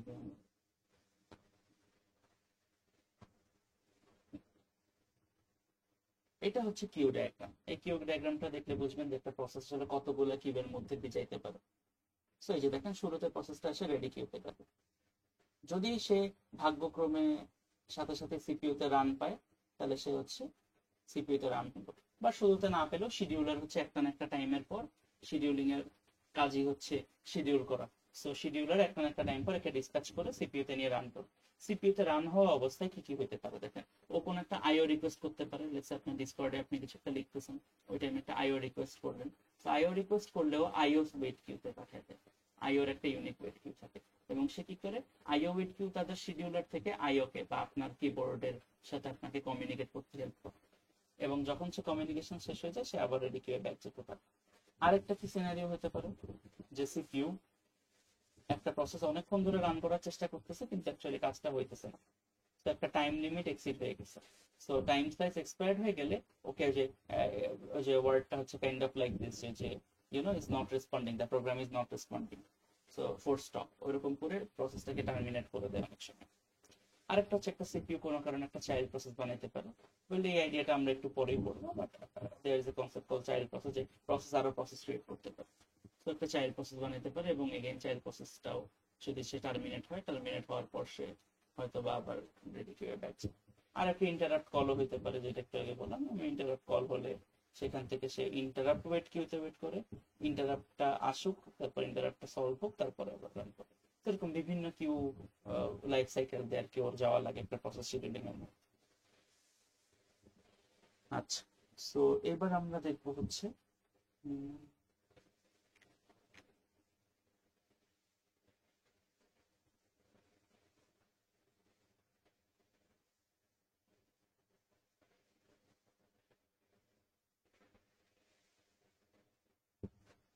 এবার আমরা যেটা দেখবো সেটা হচ্ছে যে আপনাদের স্লাইডসটাতে একটু চলুন আমরা একটু পৌঁছ করবো।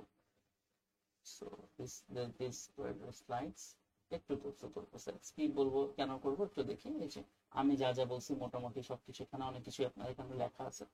আমরা হচ্ছে এখানে একটা জিনিস একটু আপনাদেরকে দেখাই, যেটা হচ্ছে এই যে what is the dual mode operation. এটা জাস্ট কিচ্ছু না, এটা হচ্ছে আমি ইন্ট্রোডাক্টরি ক্লাসে বলে দিয়েছিলাম, বাট জাস্ট জানাই রাখি যে একটা প্রসেস যখন আপনি যখন একটা প্রসেস ইনিশিয়েট করেন, আপনি ইউজার প্রসেস বানান, এবং ইউজার প্রসেসটা এক্সিকিউট করার সময় যখন তার অ্যাকচুয়ালি হার্ডওয়্যার লেভেলে কমিউনিকেট করতে হয়, সেটা কিন্তু ও নিজে করতে পারে না। ও কি করে, অপারেটিং সিস্টেমের থ্রুতে একটা সিস্টেম কল করে। এই সিস্টেম কলটা অপারেটিং সিস্টেম করে দাও আপনার জন্য। মানে লেটস সে আপনি চাচ্ছেন র্যামের 10টা মেমোরি স্লট আপনি অ্যাক্সেস করতে চাচ্ছেন। সো এই 10টা মেমোরি স্লট অ্যাক্সেস আপনি আসলে ইউজার হয়ে করতে পারবেন না। আপনি এই কাজটা করার সময় যখন কোডটা রান করবেন, অপারেটিং সিস্টেম দেখবে যে আচ্ছা তুমি এখানে মেমোরি স্লট কিছু অ্যাক্সেস করতে চাচ্ছ, অ্যাক্সেস না, মেমোরি স্লট কিছু অ্যালোকেট করতে চাচ্ছ। সো তখন কি করবে, একটা সিস্টেম কল করবে। সিস্টেম কল করলে ওই ইউজার লেভেল থেকে কার্নেল লেভেলে চলে যাবে, এবং কার্নেল লেভেলে গেলে কি হবে, কার্নেল লেভেলে গেলে অ্যাকচুয়ালি তখনও হার্ডওয়্যার লেভেলে কমিউনিকেট করতে পারবে, কিন্তু এই কাজটা কিন্তু ইউজার করে না। এই কল সিস্টেম কলের পর থেকে পুরো কাজটা অপারেটিং সিস্টেম আপনাকে করে দেবে, যাতে কখনো এখানে কোনো সিকিউরিটি ফ্ল না। তো কার্নেল লেভেলে নামার পর ও সিস্টেম কলটাকে এক্সিকিউট করবে, করে হার্ডওয়্যার লেভেলে যা চেঞ্জ করার করবে, করার পর আবার রিটার্ন চলে আসবে। খেয়াল করে দেখেন, রিটার্ন আসার সময় এবং রিটার্ন যাওয়ার আগে এই যে ইউজার বিট মোড হচ্ছে 1, মানে একটা ছোট্ট একটা বিট থাকবে যেখানে লেখা থাকবে এটা কি ইউজার নাকি কার্নেল বিট, মিনিং এটাকে ইউজার প্রসেস নাকি কার্নেল প্রসেস। শুরুতে এই প্রসেসটার ভ্যালু থাকবে 1, এবং যখনই সিস্টেম কল পেয়ে এখানে যাবে, এই ব্লু রিজিয়নটা পার করবে, তখনই এটাকে 0 করে দিবে। 0 করে দিয়ে কাজটা শেষ করে আবার 1 করে দিয়ে পাঠিয়ে দিবে। তো ইভেনচুয়ালি আপনার কাছে যখন ব্যাক যাবে, ওই বিটটা আবার 1 হয়ে যাবে। তো এই যে এইভাবে করে আর কি ওরা আপনার এই সিকিউরিটিটা হ্যান্ডেল করে, যাতে user directly hardware level access না করতে পারে। So this particular thing is done by your OS বা operating system.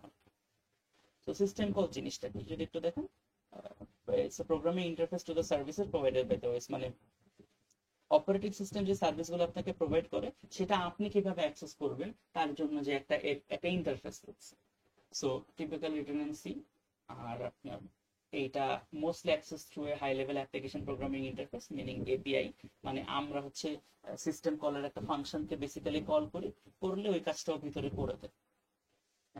Three most common API আর Win34 এর এপিআই হচ্ছে উইন্ডোজের Win32, POSIX এপিআই হচ্ছে আপনার ম্যাকওএস এর, এটা নট রং, ইউনিক্স, হ্যাঁ ম্যাকওএস এগুলো। আর জাভার এপিআইটার নাম হচ্ছে আপনার জাভা। কারণ জাভাও তো আবার ভেবে দেখেন, জাভা কিন্তু ইন্টারপ্রেটার বেস ল্যাঙ্গুয়েজ, রাইট? পাইথনও তো ইন্টারপ্রেটার বেস ল্যাঙ্গুয়েজ, আপনি ডিরেক্টলি মেশিন কোডে আপনার কোডকে কনভার্ট করেন, মাঝখানে একটা ইন্টারপ্রেটার থাকে, যে ইন্টারপ্রেটারটা কি কনভার্টটা করে দেয়। সো ওই কাজগুলো করার জন্য আপনার এইগুলো আর কি। সো ইয়েস, এবার হচ্ছে সিস্টেম কলের ইমপ্লিমেন্টেশন, এটা আপনারা একটু হালকা পাতলা দেখে দিন যে ইউজার থেকে কিভাবে সিস্টেম কল কাজ করে আবার ব্যাক পাঠায় দেয়। এখানে বলা আছে যে যেটা আপনাকে রুলস গুলা ফলো করতে হবে, বাকিটা অপারেটিং সিস্টেম নিজেই করে দিবে। এন্ড এগুলো কোথায় ম্যানেজ হয় এভরিথিং লেখা আছে। তো কিছু সিস্টেম কলের আপনাকে এক্সাম্পল দেখাই। একটা হচ্ছে ফোর্ক, এগুলো আমরা একটু পরে করব। সো ফোর্ক হচ্ছে একটা প্রসেস যদি আরেকটা প্রসেসকে ক্রিয়েট করে, meaning creation of a process. মানে আপনি ধরেন একটা কাজ করতেছেন গুগল ক্রোমে, করতে করতে লেটস একটা ক্লিকে একটা লিংকে ডাবল ক্লিক করুন, সে আরেকটা ট্যাব তৈরি করে দিল। একটা প্রসেস আরেকটা প্রসেস তৈরি করে দেবে। তো এই কাজগুলো আমরা করি হচ্ছে ফোর্ক দিয়ে। এক্সিট দিয়ে হচ্ছে আমরা প্রসেসটা থেকে বেরোয় যাই। Exit is basically the last line of your process. আর ওয়েট এই জিনিসটা কি কাজ করে, সেটা হচ্ছে যে আপনার একটা প্যারেন্ট প্রসেস যদি মাল্টিপল চাইল্ড প্রসেস বানায়, আচ্ছা শুরুতে মাল্টিপল না বলি, একটা প্যারেন্ট প্রসেসে যদি একটা চাইল্ড প্রসেস থাকে, সো প্যারেন্ট প্রসেসে যদি ওয়েট ফাংশনটা কল হয়, তার মানে হচ্ছে যে পয়েন্টে কল হবে সেই পয়েন্টের পর প্যারেন্ট প্রসেসটা পজ হয়ে বসে থাকবে আর এইটা প্লে হবে। মানে যতক্ষণ না চাইল্ড প্রসেসটা টার্মিনেট হয়, হওয়ার পর তার এক্সিট করে সে প্যারেন্ট প্রসেসে ব্যাক আসে, তার আগ পর্যন্ত প্যারেন্ট প্রসেস রান করতে পারবে না। প্যারেন্ট প্রসেসটা তখনই রান করবে যখন তার চাইল্ডটা রান শেষ হবে। তো এখন ভাবেন একটা প্যারেন্টের তো মাল্টিপল চাইল্ড থাকতে পারবে, সো তখন তাহলে ওয়েটটা কার জন্য করবে? So the answer is wait for single object. Meaning একটা প্যারেন্ট প্রসেস যদি মাল্টিপল চাইল্ড থাকে, সেক্ষেত্রে প্যারেন্ট প্রসেসটা যে কোনো একটা চাইল্ডকে টার্মিনেট হওয়া পর্যন্তই ওয়েট করবে। যে কোনো একটা চাইল্ড টার্মিনেট হয়ে গেলেই প্যারেন্ট প্রসেসটা ব্যাক চলে আসবে। সিমিলারলি ওপেন রিড আপনারা এইগুলো অলরেডি জানেন। আমরা লিনাক্স ওএস এর ভার্সনটার টার্মিনোলজিতে বেশি ফোকাস করতেছি, বিকজ আমরা ল্যাবস এন্ড সবকিছুতে এগুলোই করি। এই যে গেট পিআইডি, এটা হচ্ছে প্রসেস আইডি জানতে চান যদি একটা প্রসেসে। স্লিপ হচ্ছে একটা প্রসেসকে যদি কিছুক্ষণের জন্য ইনঅ্যাক্টিভ করে রাখতে চান। এরকম আরো হচ্ছে সিএইচ মোড হচ্ছে আপনার অ্যাক্সেস মডিফায়ার চেঞ্জ করে। এরকম আরো অনেক কিছু আছে, আপনাদের যেটা একটু পরে পড়ব। আমরা এখন দেখবো হচ্ছে process creation and process termination. তো প্রসেস ক্রিয়েশন মানে একটা প্রসেস ক্রিয়েট হয় কিভাবে, চলেন আমরা একটু দেখি। সো ওয়েল প্রসেস ক্রিয়েট হয় কিভাবে, আমরা অলরেডি এখানে একটা আইডিয়া দিছি যে ফোর্ক, এটাকে আমরা কল করে হচ্ছে প্রসেস ক্রিয়েট। সো চলেন একটু দেখি। So parent process face children process which is in turn case other processes এবং forming a tree of process. So আপনার প্রসেসটা আসলে একটা প্যারেন্ট চাইল্ড হায়ারার্কির মতো থাকে আর কি। সো তার আপনার মনে হইতে পারে তাহলে প্রথম প্রসেসটা কোন? সো একদম প্রথমে আপনি যখন একটা কম্পিউটার বুট আপ করেন, ও প্রথম যে প্রসেসটাকে রান করে, যেটাকে অনেক সময় আমরা সুডো কোড হিসেবে ইনিট প্রসেস বলি, ইনিশিয়াল প্রসেস মানে মাদারবোর্ড প্রথমে পিসি অন হলো, মাদারবোর্ড অন হলো, মাদারবোর্ড প্রথমেই অপারেটিং সিস্টেমের একটা প্রসেস বা একটা মাদার প্রসেসকে রান করে, এবং সেই প্রসেসের কাজ হচ্ছে বাকি ছোট ছোট প্রসেস রান করা। যেমন ধরেন লগ ইনের জন্য একটা প্রথমে যখন উইন্ডোজ যখন তার একদম মাদার প্রসেসটা রান করে, ওইটা রান করার পর ও কি করে, ও লগ ইনের জন্য একটা প্রসেস রান করে, উইন্ডোজ এর সাথে আপনার ইন্টারনেট কানেকশনের একটা প্রসেস রান করে, এরকম ছোট ছোট আরো অনেকগুলো প্রসেস রান করে। তো এই প্রসেসটাকে আমরা বলি ইনিট প্রসেস, এবং লিনাক্সে এটার নাম হচ্ছে সিস্টেম ডি প্রসেস, এবং এই প্রসেসের পিআইডি বা প্রসেস আইডি ইজ অলওয়েজ 1, এবং এইটা থেকে বাকি সব প্রসেস ডেটাই। তো একটু একটু জাস্ট জানাই রাখি যে রিসোর্স শেয়ারিং এর কিছু ঝামেলা আছে। যে একটা প্যারেন্ট প্রসেস থেকে যখন একটা চিলড্রেন প্রসেস বানাবেন, প্যারেন্ট প্রসেসের কত কিছু সে ইনহেরিট করবে, এটা একটা কনসার্ন থাকে। তো অনেক সময় যেটা হয় যে সব রিসোর্সেস তারা শেয়ার করে। আরেকটা হতে পারে যে children subset of the parental process resource share করে। এই কনস্ট্যান্টটা দিয়ে আমরা যাতে একটা প্রসেসে যদি বারবার চিলড্রেন তৈরি হয়, বারবার রিসোর্সেসের কপি বানাইতে বানাইতে বানাইতে যাতে আপনার পিসির মেমোরি ক্লগ না হয়েছে। আবার আরেকটা হচ্ছে parent child share no resources, মানে দুইটা ডিফারেন্ট, একটা প্যারেন্ট প্রসেস একটা চাইল্ড প্রসেস বানাবে, কিন্তু দুইটা এন্টায়ারলি ডিফারেন্ট দুইটা প্রসেস। এক্সিকিউশন করারও দুইটা এক্সাম্পল আছে, যে প্যারেন্ট এবং চাইল্ড দুটোটা প্যারালালি বা কনকারেন্টলি এক্সিকিউট হচ্ছে। মিনিং আপনার প্যারেন্টও প্যারেন্টের মতো এক্সিকিউট হচ্ছে, চাইল্ডও চাইল্ডের মতো এক্সিকিউট হচ্ছে। আরেকটা হতে পারে parent waits until the children is terminated, ওই যেটা আমি একটু আগে বললাম, যে through the function wait.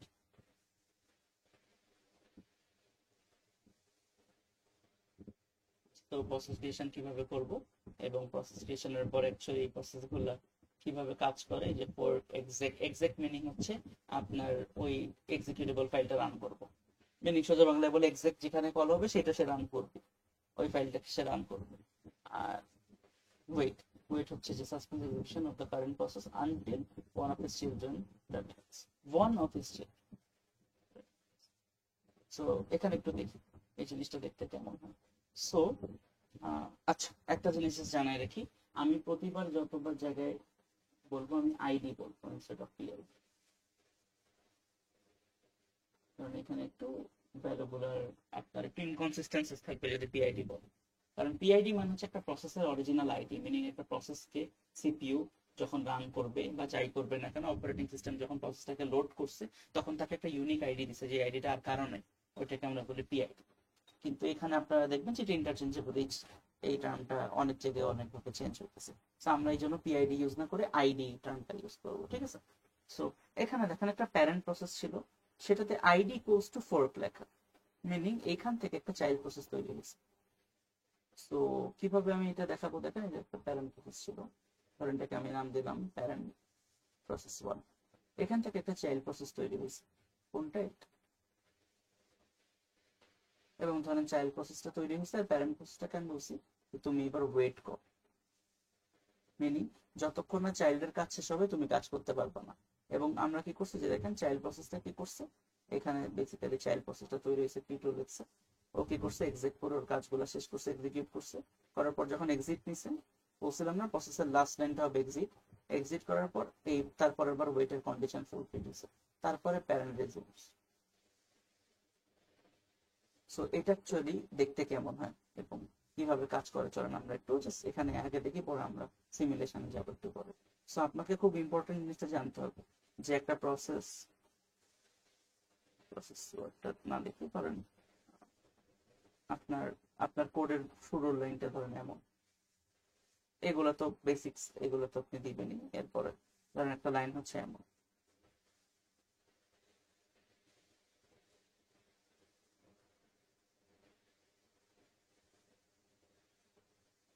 id1 equals to fork, তারপরে কিছু কিছু প্রিন্ট হয় বা আপনার প্রসেসে কোনো কাজ হয়, এবং তার আগেও ধরেন প্রসেসে কিছু লাইন ছিল। সো আমি একটা প্রসেস 1 বানাই, এটা ধরেন লাইন নাম্বার এক্স, তার আগের প্রসেস কিছু লাইন তৈরি করছে, এইখানে যে ফোল্ড করে সে আরেকটা নতুন প্রসেস তৈরি করছে, তার আগ পর্যন্ত কোনো প্রসেস নতুন তৈরি করবে। সো সে কি করলো, প্রসেস যদি প্রসেস 1 বলি এটাকে, ও এক্স নাম্বার লাইন পর্যন্ত একা ছিল, থাকার পর এই পয়েন্টে যাওয়ার পর ও কি করলো, এক্স নাম্বার লাইনে যে id1 equals to 4, meaning process 1 তো যাবে এবং প্রসেস 1 এর একটা চাইল্ড প্রসেস তৈরি হবে P2, এবং P2 কোত্থেকে রান শুরু করবে, এটা হচ্ছে আপনার কথা। একটা প্রসেস যখন আপনি তৈরি করলেন, প্রসেসটা যেই লাইনে আপনি তৈরি করছেন এই লাইনে তৈরি করলে এই লাইনের নিচের থেকে ওই প্রসেস সব রান করতে পারবে, ওর উপরের টুকু পারবে না, কারণ ওর উপরের টুকুর আগে তো ওই ফর্কটা তৈরি হয়নি। সো এখন এই লাইনের পর থেকে প্রসেস 1 এন্ড প্রসেস 2 দোনোজনই, প্রসেস 1 এন্ড প্রসেস 2 দোনোজনই এই লাইনের পর থেকে রান শুরু করবে। প্রসেস 2 স্পেসিফিক্যালি এই লাইনের পর থেকে, প্রসেস 1 উপর থেকে তো করতে করতে অলরেডি এই লাইনে চলে আসছে। সো এক্স পয়েন্টের পর থেকে প্রসেস 1 এবং প্রসেস 2 দুইজনই রান করবে। আর এই যে id1 ইকুয়ালস টু ফোর্ক দিলাম, এইটাতে অ্যাকচুয়ালি ফোর্কের এখানে ভ্যালুটা কি বসবে মাথায় রাখবেন, চাইল্ড প্রসেসের এইটাই, চাইল্ড প্রসেসের ফোর্কের id1 এই ভ্যারিয়েবলটা যখন সে রান করবে তার ভ্যালু আসবে 0, আর প্যারেন্ট প্রসেসের ভ্যালুটা আসবে হচ্ছে চাইল্ডের আইডি, মিনিং চাইল্ডের প্যারেন্ট আইডি। এই কনসেপ্টটা খুব সিম্পল, কিন্তু এইটা যেন কখনো কনফিউজ না হয়ে যায়। এখানে যদি এক্সাম্পল দেখেন তাহলেই বুঝবেন। তো এখানে ফোর্ক তৈরি হয়েছে, রাইট, ফোর্ক করার পর যদি দুইবার তো রান হবে, রাইট। সো প্রথমে ধরেন P1 রান হচ্ছে, এতদূর P1 রান করলো, করার পর কি হলো, ফোর্ক করলো, PID equals to fork. So PID equals to fork করে একটা প্রসেস তৈরি করলো P2। তাহলে এটা এগেন যেটা বলছি, এটাকে আইডি হিসেবে ইউজ করতে, ভ্যারিয়েবল আইডি। সো P1 এর জন্য আইডি ইকুয়ালস টু হবে P2, মানে চাইল্ড প্রসেসটা, আর P2 এর আইডি ইকুয়ালস টু হবে 0। সো আপনার আইডি যদি 0 থাকে তার মানে আপনি ধরে নেবেন আপনি চাইল্ড প্রসেস, আপনি কোনো প্যারেন্ট প্রসেসের আন্ডারে আছেন, এবং প্যারেন্ট প্রসেসের মধ্যে থাকবে চাইল্ড প্রসেসের ভ্যালু কি, চাইল্ড প্রসেস কিন্তু জানে না প্যারেন্ট প্রসেসের ভ্যালু কি। যদি এই জিনিসগুলো পিসিবি স্ট্রাকচারে স্টোর থাকে এবং আপনি যখন এক্সিট কল করবেন সাথে সাথে তো প্যারেন্টেই ব্যাক যাবে, but just for general purpose আর কি আইডি ভ্যারিয়েবলটা দিয়ে অ্যাটলিস্ট আপনি চেক করতে পারবেন। সো দেখেন পিআইডির ভ্যালু যদি লেস দেন 0 হয়, আমাকে বলেন তো এখানে কি কোথাও লেস দেন 0 হওয়া সম্ভব, কারণ প্রসেসর আইডি তো কখনোই লেস দেন 0 হবে না, এটা তো 0 গ্রেটার দেনই হবে। তো লেস দেন 0 মানে কোনো কারণে কোনো ঝামেলা হয়েছিল, সে এরর আসে। পিআইডি যদি ইকুয়ালস টু 0 হয়, মিনিং এই পয়েন্টের পর থেকে তো প্রসেস 1 প্রসেস 2 দোনোজনই রান করতেছে, রাইট। সো ধরেন প্রথমবারের জন্য প্রসেস 1 রান করা শুরু করলো এই পয়েন্টের পর থেকে, আরেকটা কালার। সো ধরেন এই পয়েন্টের পর থেকে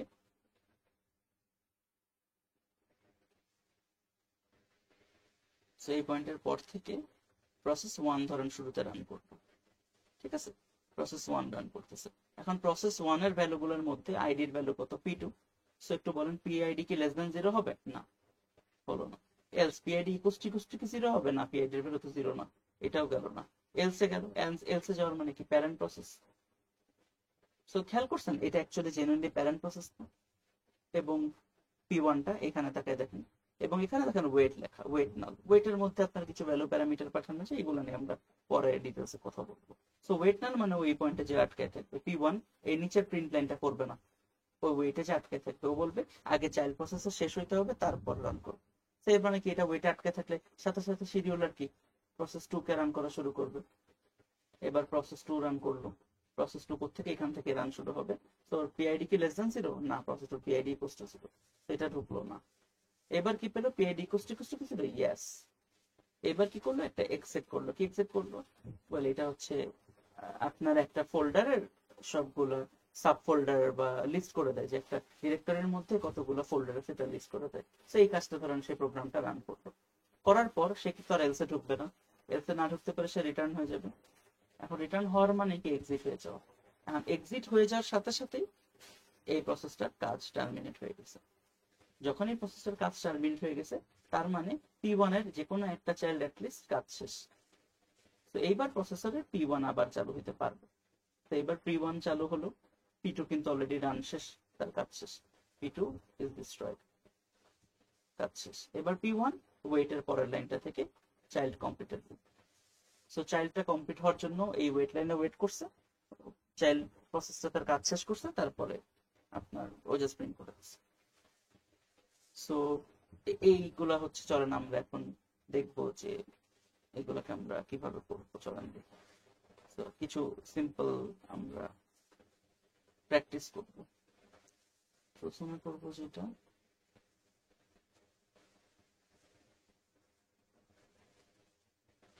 এই যে এই কোডটা, চলুন আমরা একটু দেখি যে এই কোডটা আসলে আপনারা লিখবেন কেমনে, বা এই জিনিসটা আপনারা কিভাবে মাল্টিপল ওয়েতে করা যায়, বা কিভাবে করবেন, কয়টা প্রসেস তৈরি হবে, চলেন আমরা একটু দেখি।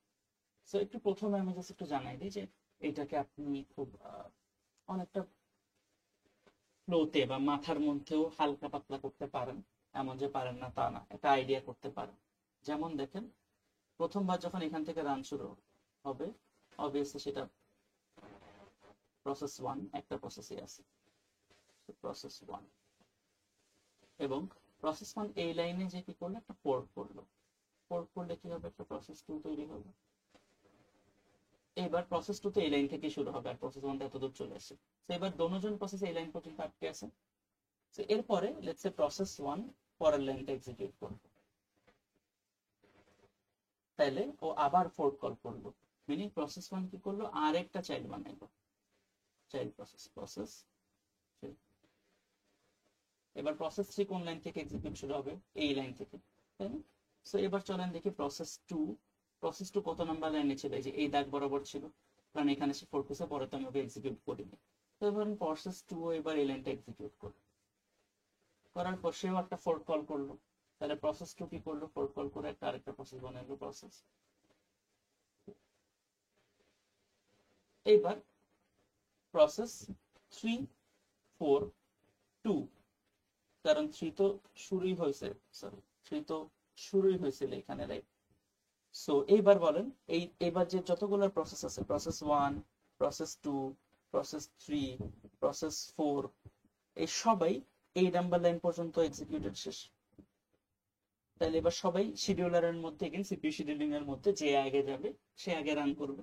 সো লেটস সে আগে প্রসেস 4 গেল, এগেন যে আগে যাবে তার জন্য একটা প্রিন্ট এ হলো।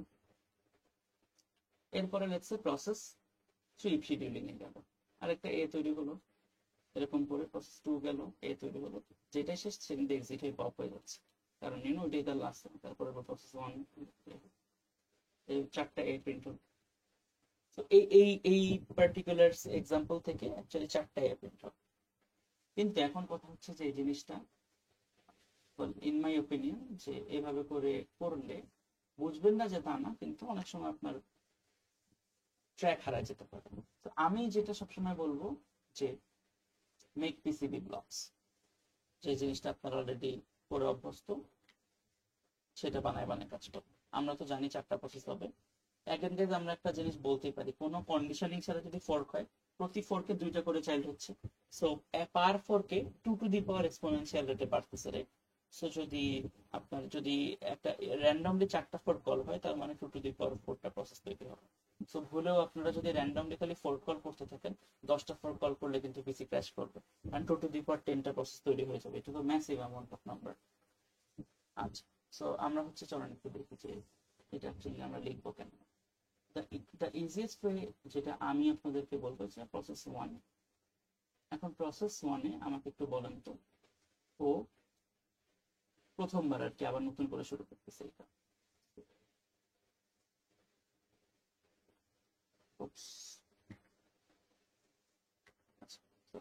সো প্রসেস 1 প্রথমে লাইন নাম্বার, আমি লাইনগুলো নাম্বারিং করি এখানে, তাহলে 1 number line, 2 number line, 3 number line, 4 number line.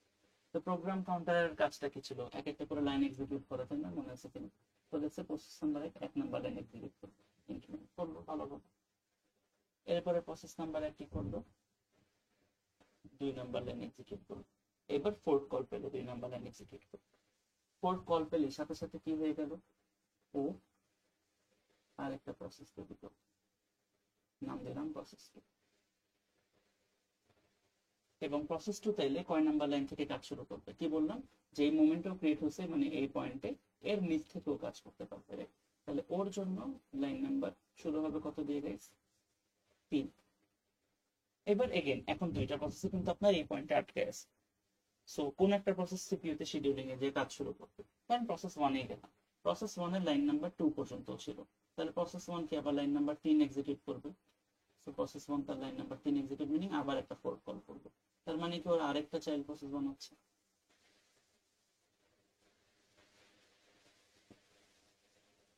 এবং প্রসেস 4 সেটা এই লাইন থেকে তৈরি হয়েছে, রাইট? তাহলে প্রসেস 4 তার নিচের লাইন এক্সিকিউট করতে পারবে, মিনিং তার লাইন এক্সিকিউটেবল লাইন নেক্সট হচ্ছে 4। এবার কোন প্রসেস রান করবেন? এগেন আপনি চাইলে, আপনার ইচ্ছা, আপনি চাইলে প্রসেস 1টাকে শেষ করে দিতে পারেন, বা আপনি চাইলে প্রসেস 2, 3 এগুলাকে রান করতে পারেন, আপনার ইচ্ছা। তো ধরেন ফর দ্য সেক অফ একটু ভ্যারিয়েশন আনতে, এবার ধরেন প্রসেস 2 শিডিউলিং এ জায়গা পেল, তাহলে প্রসেস 2 তে 3 নাম্বার লাইন এক্সিকিউট করার কথা, সেটা 3 নাম্বার লাইন কি ছিল? 4। তাহলে সে কি করলো? আরেকটা 4 কল করলো, মিনিং সে একটা চাইল্ড প্রসেস ক্রিয়েট করলো। এটার নাম দিলাম হচ্ছে P3, তো এখানে P4 দিয়ে দিছে বলে, তো প্রসেস 3। এবং সেই লাইন থেকে তৈরি হলো মানে সে তার নিচের লাইন সব এক্সিকিউট করতে পারবে। সো নেক্সট আছে, নেক্সট এক্সিকিউটেবল লাইন হচ্ছে 4। সো P3 তে যখন প্রসেসর 4 করা শেষ, তাহলে 4 নাম্বার লাইনে চলে গেল। Again for the sake of variation আমি এবার ধরেন P3 নেক্সট প্রসেসিং এ আপনার কল পেলো। সো এটা কিন্তু ভাই আমি মনে আপডেট করতে ভুলে গেছিলাম, প্রসেস 1 কিন্তু এই চাইল্ডটা বানানোর পর, P4 বানানোর পর ওরটাও কিন্তু পয়েন্টার আপডেট হয়েছিল লাইনটা। তো এবার P3, P4, P2, P1 যেটাই বলেন কোন একটা শিডিউলিং এ জায়গা পাবে। তো ধরেন P3 করবে, P3 তার 4 নাম্বার লাইন এক্সিকিউট করে কি করলো? এ প্রিন্ট করবে, মানে একটা এ প্রিন্ট হবে। হওয়ার পর এই প্রসেসটা টার্মিনেট হয়ে গেল, কারণ তার নিচে আর কোনো লাইন নেই। তাহলে এটা বাদ। এবার এই 3টা প্রসেসের মধ্যে যে কোনো একজন শিডিউলিং পাবে। ধরেন for the sake of variation P4 K select করলাম, তাহলে এবার P4 ও প্রিন্ট করে দিয়ে টার্মিনেট হয়ে গেল। তারপর P3, P2 এর লাইন নাম্বার 4 এ প্রিন্ট, সো একটা প্রিন্ট করে টার্মিনেট হয়ে গেল। এরপর আসলাম P1 এর লাইন নাম্বার 4 এ একটা প্রিন্টে একটা এ প্রিন্ট করে টার্মিনেট হয়ে গেল। সো 4টা এ আসে। তো এইটা হচ্ছে মোটামুটি আপনাদের আর কি একটা সিম্পল সিমুলেশন যে কিভাবে কাজগুলো করে। আমি এবার আপনাদেরকে একটু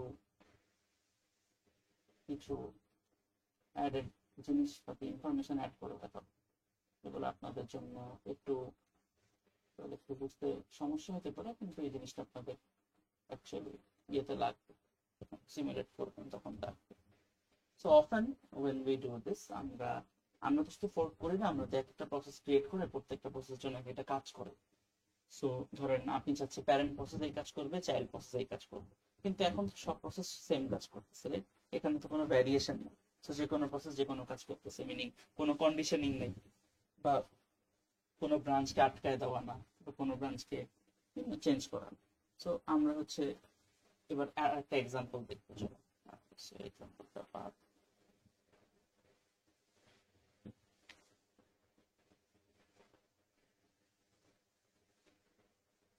আচ্ছা, এটা যদি একটু ওপেন করে দেখাই দিই, সেটা হচ্ছে যে এটার জন্য তো বুঝতেছেন, যেহেতু দুইটার জন্য 4টা কল হয়েছে, 4টা এ প্রিন্ট হয়েছে, তাহলে 3 বার ফোর্ক হওয়া মানে 2 to the power 3, 8টা প্রসেস তৈরি হবে, তার মানে 8টা এ প্রিন্ট হবে। এটা আমি আর দেখালাম।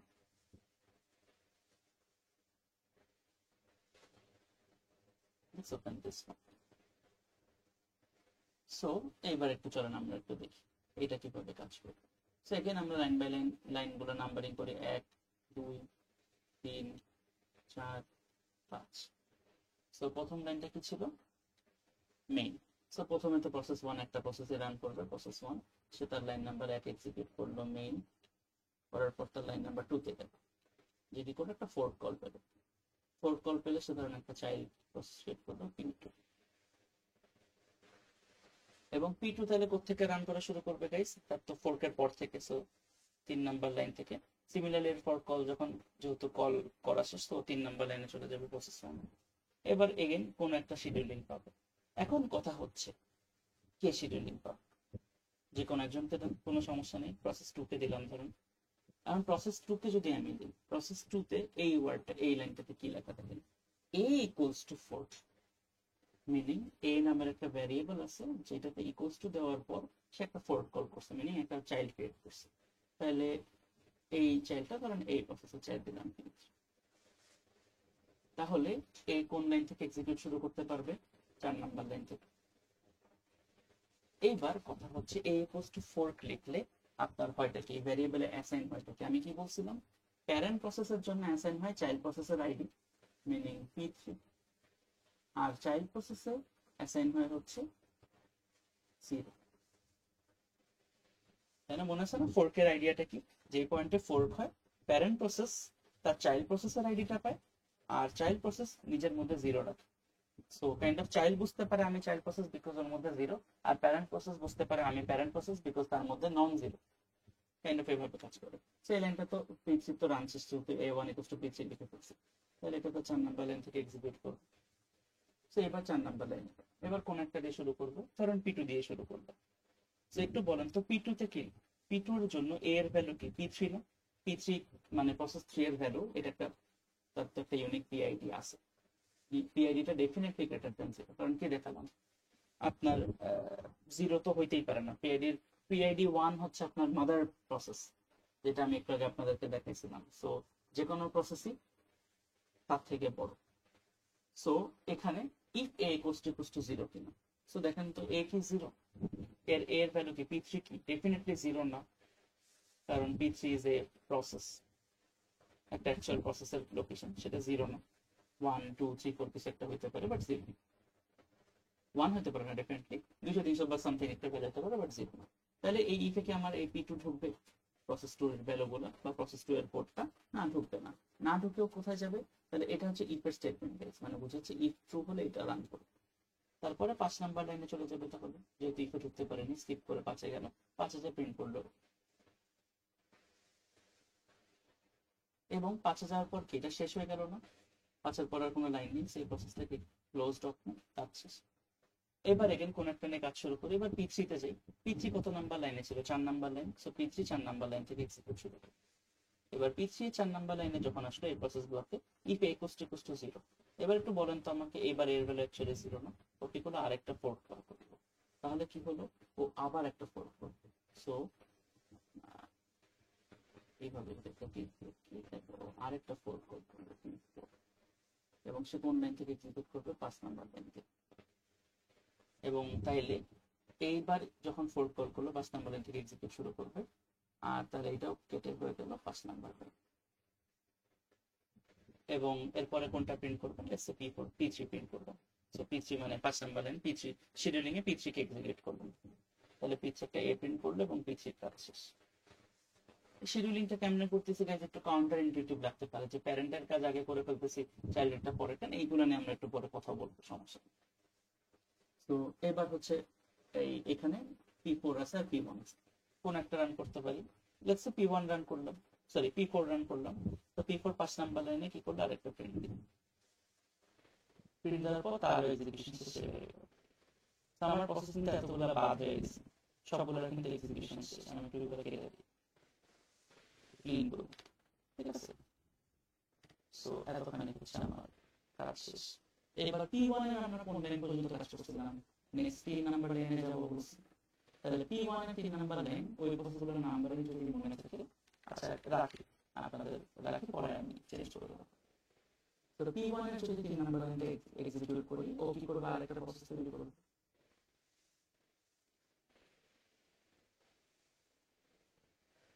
যদি 1 2 3 4 ইউজ করে করেছি, তাহলে এটার নাম দিলাম P প্রসেস 5। এবং প্রসেস 5 কোন নাম্বার লাইন পর্যন্ত রান করবে, ও হচ্ছে ও 4 নাম্বার লাইন থেকে এক্সিকিউট শুরু করবে। আর ওর এই পোস্ট ভেরিয়েবলে কি যাবে, ও হচ্ছে চাইল্ড, যেহেতু ও যাবে 0। আর P1 এর এই পোস্টটা কি যাবে, P5 যেহেতু প্যারেন্ট। সো এইগুলো তো অলরেডি কাজ শেষ, এগুলো নিয়ে আমাদের কোনো কনসার্ন নেই, আমাদের আছে P1 আর P5। এবার P1 এ যদি আমি নেক্সট লাইন এক্সিকিউট করি, মিনিমাম তখন 4 নাম্বার লাইনে চলে গেছে। ইফ a equals to 0, আমাকে বলে তো a এর ভ্যালু কি 0? না, এটা তো নন জিরো ভ্যালু, তাহলে ও কিন্তু এই কলটা পাবে না। তাহলে 4 নাম্বার লাইন থেকে 5 এ যাবে। 5 এ যাওয়ার পর এখন ধরেন 5 ও রান করলো, এই সময় P5 আবার শিডিউলিং পাইলো।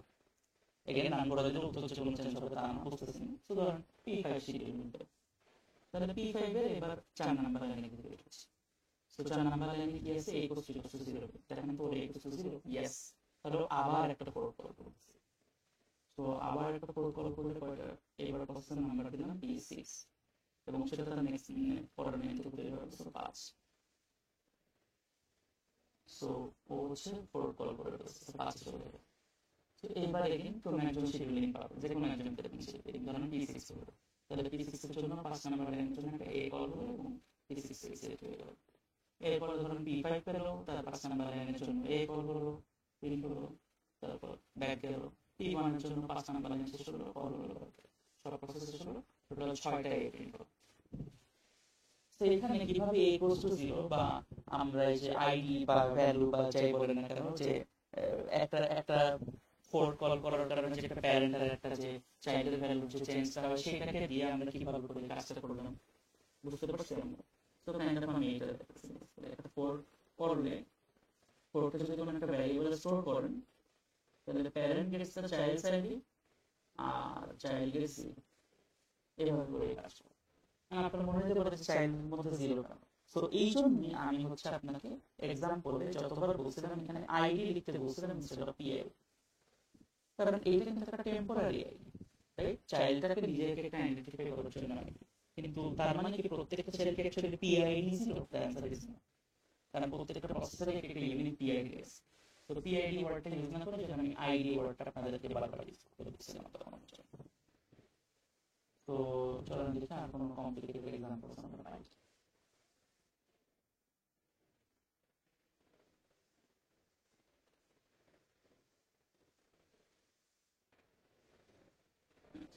এটা হওয়ার আগে আমি একটা এক্সাম্পল নিজে আপনাদেরকে করে দিলাম, কিন্তু বোঝাচ্ছি না, সেটা সামনে পেলে। তো একটা এক্সাম্পল আমি আপনাদেরকে করে দিয়েছি। সো আমি বলবো জাস্ট ওয়েট ফাংশনটা কিভাবে কাজ করে আপনারা যেন বুঝেন তার জন্য। সো ইন্ট মেইন আর আমি লিখলাম না, এটা তুমি ডাইরেক্টলি লিখলাম। সো আইডি 1 equals to 4,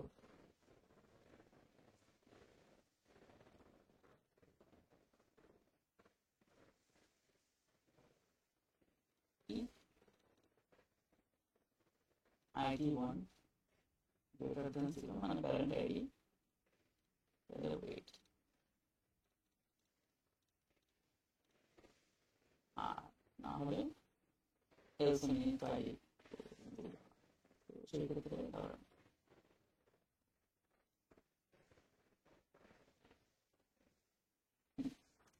তো এখানে কিভাবে কাজ করবে,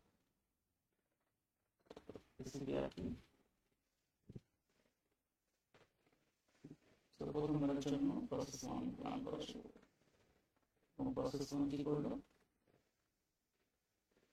লাইন নাম্বার 1 এক্সিকিউট করতে গেল এবং আইডি 1 একটা ভ্যারিয়েবল পেল, ইকুয়ালস টু একটা ফোর কল করলো, আমি আগে প্রসেস ক্রিয়েট করলো চাইল্ড প্রসেস, নাম দিলাম পি, এবং সে লাইন নাম্বার 2 থেকে এক্সিকিউট করলো, ইকুয়ালস টু ফোর করলে যে লাইনে ফোর করছে তারপর থেকে সব লাইন বাকি প্রসেস করতে হবে। সো ওর আইডি 1 এ কি যাবে, যেহেতু এটা চাইল্ড প্রসেস, এটা আইডি 1 যাবে 0, এটা আইডি 1 যাবে কি P2 PID প্রসেস 0 PID। এইবার কোন একটা প্রসেসকে আমরা রান করব, এটা তো লাইন নাম্বার একটা আছে, আইডি 1 বসে গেছে, তো লাইন নাম্বার 2 চলে যাবে। তো if id 1 greater than 0, তো দেখেন যে এটা id 1 কি greater than 0 না, তো ওকে আমি লিখছি ওয়েট, মিনিং এইটা এখন ওয়েট, মানে এই প্রসেসটা আমরা ওয়েট রেজে আছে। ওয়েট রেজে আছে মানে কি, এই প্রসেসটা কোনো কাজ করবে না যতক্ষণ না কোনো একটা চাইল্ড শেষ না, যদি একটা চাইল্ড বলছে এই চাইল্ডটা যতক্ষণ রান করে, তাহলে প্রসেসর শিডিউল কি করবে, অটোমেটিক্যালি পিটু নিয়ে কাজ শুরু করবে। পিটুর লাইন নাম্বার 2 থেকে ট্রু হবে না, তার আইডিয়া লেভেল যেগুলো মিলবে না, তাহলে লাইন নাম্বার 3 এসে প্রিন্ট করলো এ। তো এই প্রসেস 2 থেকে এটা প্রিন্ট হওয়ার পর যখন এই কাজ শেষ হয়ে গেল, তারপরে ওয়েটটা ওয়েভ হয়ে গেল, তারপরে সেটা লাইন নাম্বার 2 থেকে 3 এ গেল, 3 এসে প্রিন্ট করবে। সো ওয়েট ফাংশনটা কিভাবে কাজ করে বুঝছেন? সো আমি একটা একটু একটু আপনাদের একটু কমপ্লেক্স একটা এক্সাম্পল একটু দেখাই, সেই জিনিসগুলো আপনাদের বোঝাতে জরুরি। সেটা হচ্ছে যে একটা প্রসেস ক্রিয়েশনের সময় ও যে প্যারেন্ট প্রসেস সব ভ্যালুগুলো কপি করে নিয়ে আসে, তার কারণে যদি আপনি ইন্টেলিজেন্টলি হ্যান্ডেল না করেন জিনিসগুলো, এটা যদি একটা কমপ্লিকেটেড একটা সিনারিও দেখায়, সেটা জন্য তো আমি একটা এক্সাম্পল এইটা একটু কেয়ারফুলি পাওয়া যাবে।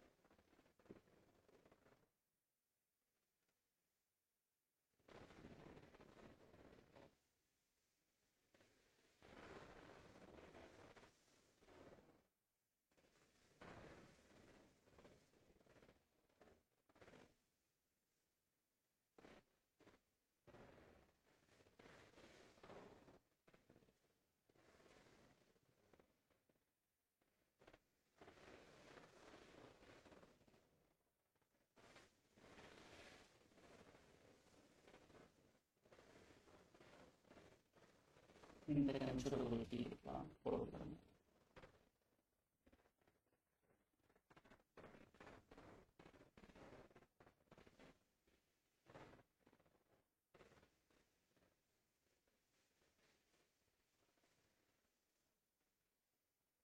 জেনারেল ইনফরমেশন আপনাকে কি দুইবার পর করছি, তো 4টা আইডি তৈরি হবে। তো 4টা আইডি যখন তৈরি হবে বা 4টা প্রসেস যখন তৈরি হবে, তার মধ্যে parent process ID 1 greater than 0 একটার জন্য এসে যে প্রথম যেটার জন্য আপনার প্যারেন্ট তৈরি হবে, চাইল্ডের কি ভাগ হয়ে যাবে, সো একবার বি প্রিন্ট হবে, আর ওর চাইল্ডের জন্য একবার এস এ যে সি প্রিন্ট হবে, আইডি 2 এর জন্য একবার ডি প্রিন্ট হবে, একবার ই প্রিন্ট হবে। সো চলো আমরা এটা করার ট্রাই করি।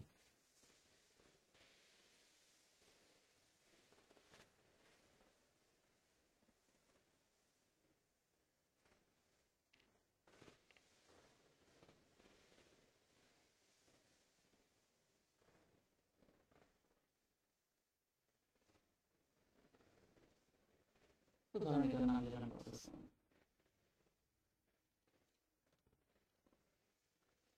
এবং প্রসেস 1 প্রথমবারের জন্য লাইন নাম্বার কত থেকে রান হয়, তো 3টা ভাগ করলাম, আইডি 1 আইডি 2 দুই ভ্যারিয়েবল আছে। তো প্রথমে লাইন নাম্বার 1 রান করলাম, তো লাইন নাম্বার এগুলো দেখতে পাবো 1 2 3, ওর 3 এর মধ্যে 4 দিয়ে দিলাম।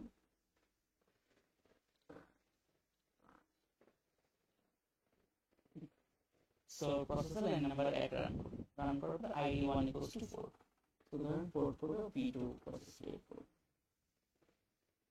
সো নাম্বার দুটো আইডি 1 ইকুয়ালস টু p2, এটা লাইন নাম্বার 2 থেকে শুরু হবে, এবং এর আইডি 1 ইকুয়ালস টু 0। এইবার এই দুইটা প্রসেসই বেসিক্যালি এই লাইন থেকে এই লাইন অনওয়ার্ডস বাকিগুলো রান করবে। সো এখানে কোন একটা প্রসেস শিডিউলিং এর জায়গা পাবে, কোন প্রসেস পাবে আমরা গ্যারান্টি না, তো ধরেন p1 ই পাবে, তাহলে p1 A ID 2 equals to আবার পোর্ট করবে, মিনিং ও আবার একটা পোর্ট করবে, মিনিং আরেকটা চাইল্ড প্রসেস হবে। তাহলে এবার লাইন নাম্বার 2 রান করতেছে। সো বেসিক্যালি 3 চলে যাবে। তো এখানে আমি ধরেন B3 দিলাম, এটা দিয়ে তো এটা লাইন নাম্বার 3 থেকে এক্সিকিউট শুরু করবে। এবং এই যে এইখানে প্রসেসর, এখন প্রসেসর তো এই প্রসেসর থেকে যখন এটা আপনার ক্রিয়েট হয়েছে, প্রসেসর তো সব ভ্যালুগুলো নিয়েও ক্রিয়েট হয়েছে, তাই না? কারণ আমি একটা কথা বলছিলাম না, একটা প্রসেস কিছু রিসোর্সেস শেয়ার করে, যেমন প্রাইমারিলি একটা প্রসেস যখন তার চাইল্ড প্রসেসকে তৈরি করে, অ্যাটলিস্ট আমরা যেই ফোর্ক কল করতেছি সেখানে ও এই যে আপনাদের প্রসেসের যে একটা ডেটা স্ট্রাকচারের যে মেমোরি লেআউটের যে ডেটা একটা পার্ট ছিল না, ও ডেটা পার্টটাকে পুরোটাই কপি করে আনে, যাতে একটা প্রসেসর এবং একটা প্রসেসের ডেটাগুলো সেম থাকে। সো সেই ক্ষেত্রে তাহলে আমাকে একটু বলেন তো, এই প্রসেসের জন্য আইডি থ্রুটা আমি বুঝতেছি, যেহেতু আইডি টু এইখান থেকে যেহেতু কল হয়েছে, so ID two equals to হবে 0, আর এখানকার আইডি টু ইকুয়ালস টু হবে প্রসেস 3, যেটাকে চাইল্ড ছিল। কিন্তু এটার আইডি 1 ইকুয়ালস টু কত হবে? এটা প্যারেন্ট থেকে ইনহেরিটেড না, সেটার আইডি 1 ইকুয়ালস টু কত হবে বলুন তো? প্যারেন্টের যে ভ্যালুটা ছিল সেটা। তো খেয়াল করছেন পিআইডি ওয়ার্ডটা আরো আমি কেন ইউজ করতে মানা করি, কারণ এগুলো ভেরি ইনকনসিস্টেন্ট। কারণ এটার আইডি 1 P2, আমরা আইডি 1 দিয়ে অ্যাকচুয়ালি প্যারেন্ট আর চাইল্ড বুঝাতে চাচ্ছিলাম, কিন্তু যেমন P1 এর আইডি 1 P2, কারণ হচ্ছে P1 এর চাইল্ড হচ্ছে P2। কিন্তু এই P1 যখন আরেকটা নতুন প্রসেস তৈরি করছিল পরের লাইনে, ঝামেলাটা কি বাস্তবে দেখছেন? ও যখন নতুন প্রসেস তৈরি করছিল আরেকটা, ও তো উপরের ভ্যালুগুলো ইনহেরিট করতে আসছে, সো আইডি 1 এর ভ্যালু কপি করে নিয়ে আসছে, সেও বলতেছে P2, কিন্তু এর কি আদৌ চাইল্ড P2 না। সো আপনি যদি এই আইডি ভ্যারিয়েবলকে চাইল্ড আইডি, প্যারেন্ট আইডি এরকম র্যান্ডম নাম লিখে অ্যাসাইন করেন, অনেক সময় কিন্তু আপনার অ্যাসাইনমেন্ট ভুল হবে। তো B very careful about naming those variables, ঠিক আছে? তো সিমিলারলি তাহলে লাইন নাম্বার 3 এ ক্লিক করব। তো এরপরে ধরেন কোথায় ছিলাম জানি, লাইন নাম্বার 3 থেকে কোন একটা নিয়ে শুরু করব।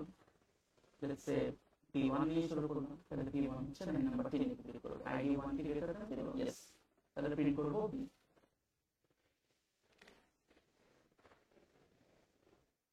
লাইন নাম্বার 4 এ গেলাম, এলস এর তো বই না।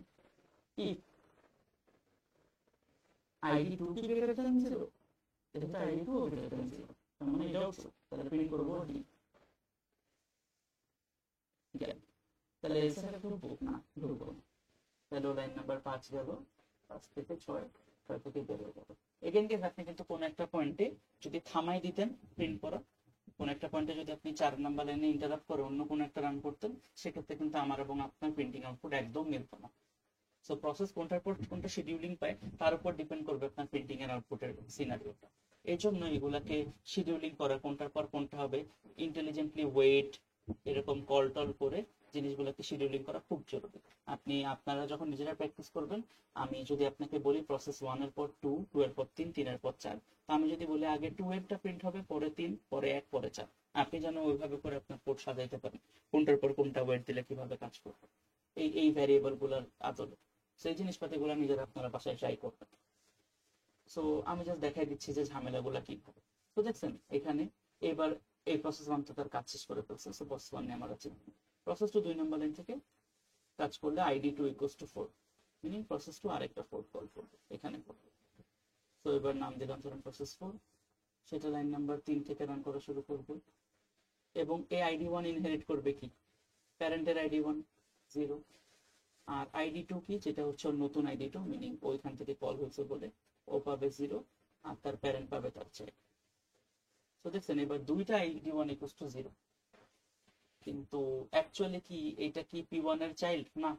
আমরা I1 যে আইডি 1 যেটা অ্যাকচুয়ালি P1 এর চাইল্ড ডিফাইন করছিলাম ডিরেক্টলি কিন্তু চাইল্ড, কিন্তু এটা চাইল্ড কিন্তু ঠিকই ভ্যালু ইনহেরিট করে ফেলে। আসলে প্যারেন্ট চাইল্ড রিলেশনশিপ এই ভ্যারিয়েবল গুলো দিয়ে প্যারেন্ট চাইল্ড আসলে ম্যাপ করা খুব কঠিন। তো আমরা আইডি দিয়ে আমরা ইন্টেলিজেন্টলি খালি আমাদের চেকিং গুলো দিয়ে হ্যান্ডেল করি, কোনটাকে definitely parent ID child ID এভাবে করে ডিফাইন করবেন, তাহলে আপনারা নিজেরাই কনফিউজ হয়ে যাবেন। তো এবার ঠিক আছে, তারপরে তো আই হোপ বুঝছেন যে এরপরে যেটা দিয়ে রান করেন এখন কিন্তু 3 নম্বরে চলে গেছে, 3 এ যে আইডি 1 কি গ্রেটার দ্যান 0 না, তাহলে এলসে যে প্রিন্ট করব C। আর ধরেন এই ফোন তো আটকে যে ও হচ্ছে 5 নাম্বার লাইন এক্সিকিউট করবে, এখানে ইন্টারাপ্ট করে এটাকে এক্সিকিউট শুরু করবে। তো P4 3 নাম্বার লাইন এক্সিকিউট করলো, ইফ আইডি 1 গ্রেটার দ্যান 0 না, 4 এ গেল, এলসে যে প্রিন্ট করলো C। করার পর ও ধরেন 5 নাম্বার লাইনও এক্সিকিউট করলো, যে আইডি 2 কি গ্রেটার দ্যান 0, সেটাও ট্রু না, মানে এলসে যে প্রিন্ট করলো, এটা কি ছিল ই, এবং করার পর এটা কাজ শেষ, এটাও শেষ এটাও শেষ। এবার এগেন কোন একটা র্যান্ডম ধরেন P3 এর পরের লাইন লিখতে হবে, P3 কে ID1 গ্রেটার দ্যান 0, ইয়েস, তাহলে প্রিন্ট করলো কি B। এবার এলসে তো যাবে না, তাইলে 5 গেলাম, ID2 কি গ্রেটার দ্যান 0, নো, তাহলে প্রিন্ট করলো কি B, করার পর ওর এলসে যাবে না, ওর কোডও শেষ। এবার P4 এর একটা লাইন মেবি সরি P2 এর একটা লাইন বাকি ছিল 5-এ, ও হচ্ছে ইফ এ ID2 কি equals to 0, so greater than 0 না, তাহলে এলসে যে প্রিন্ট করবে কি ই। সো যদি খেয়াল করে থাকেন এখানে B দুইটা, D দুইটা, C দুইটা, ইও দুইটা, সবগুলোই দুইটা দুইটা করে আছে, কিন্তু কোনটার পর কোনটা সেই সিকোয়েন্স কিন্তু এন্টারলি আপনি পজিশনালি কোনটার পর কোনটা নিয়ে কাজ করবেন এন্টারলি তার উপর ডিপেন্ড করে। এই জিনিসগুলো খুবই কেয়ারফুলি মাথার মধ্যে স্টোর করবেন যে কোথায় ডেটাগুলো কপি হইতেছে বা না। এটা বোঝানোর জন্য আমি নেক্সট এক্সাম্পল দেখাই, এটা আপনারা দেখলে মোটামুটি বুঝবেন, এটা আপনাদের স্লাইডেরই একটা এক্সাম্পল। তো এখানে দুইটা প্রসেস আছে,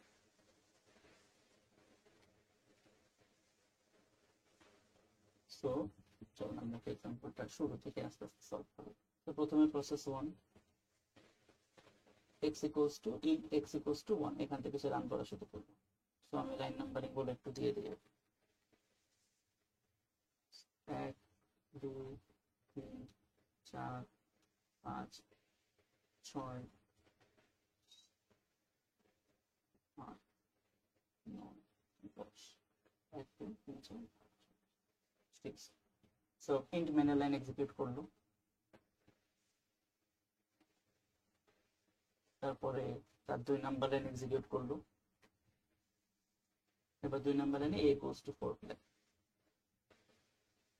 a equals to 4 মিনিং একটা চাইল্ড তৈরি করবো, এই প্রসেসের নাম দিলাম P2। সো ওই প্রসেসটা তার আগে x equals to 1 ছিল না, সরি গাইস আমি একটা লাইন মনে হয় মিস করে ফেলছি, সো প্রসেস ভেক্টর আগে থেকে একটু লাগছে। So int x equals to 1, so ওর মধ্যে একটা ভ্যারিয়েবল আছে x equals to 1, it almost looks like a tripoli facing by the way, so a equals to 4, তাহলে a equals to কিছু একটা বসবে, আপাতত জানি না, এই প্রসেসটাকে ক্রিয়েট করে নিই, প্রসেস 2 নাম দিলাম, তাহলে a equals to বসবে P2। আর প্রসেস 2 লাইন নাম্বার কত থেকে শুরু হবে, যেহেতু সে লাইন নাম্বার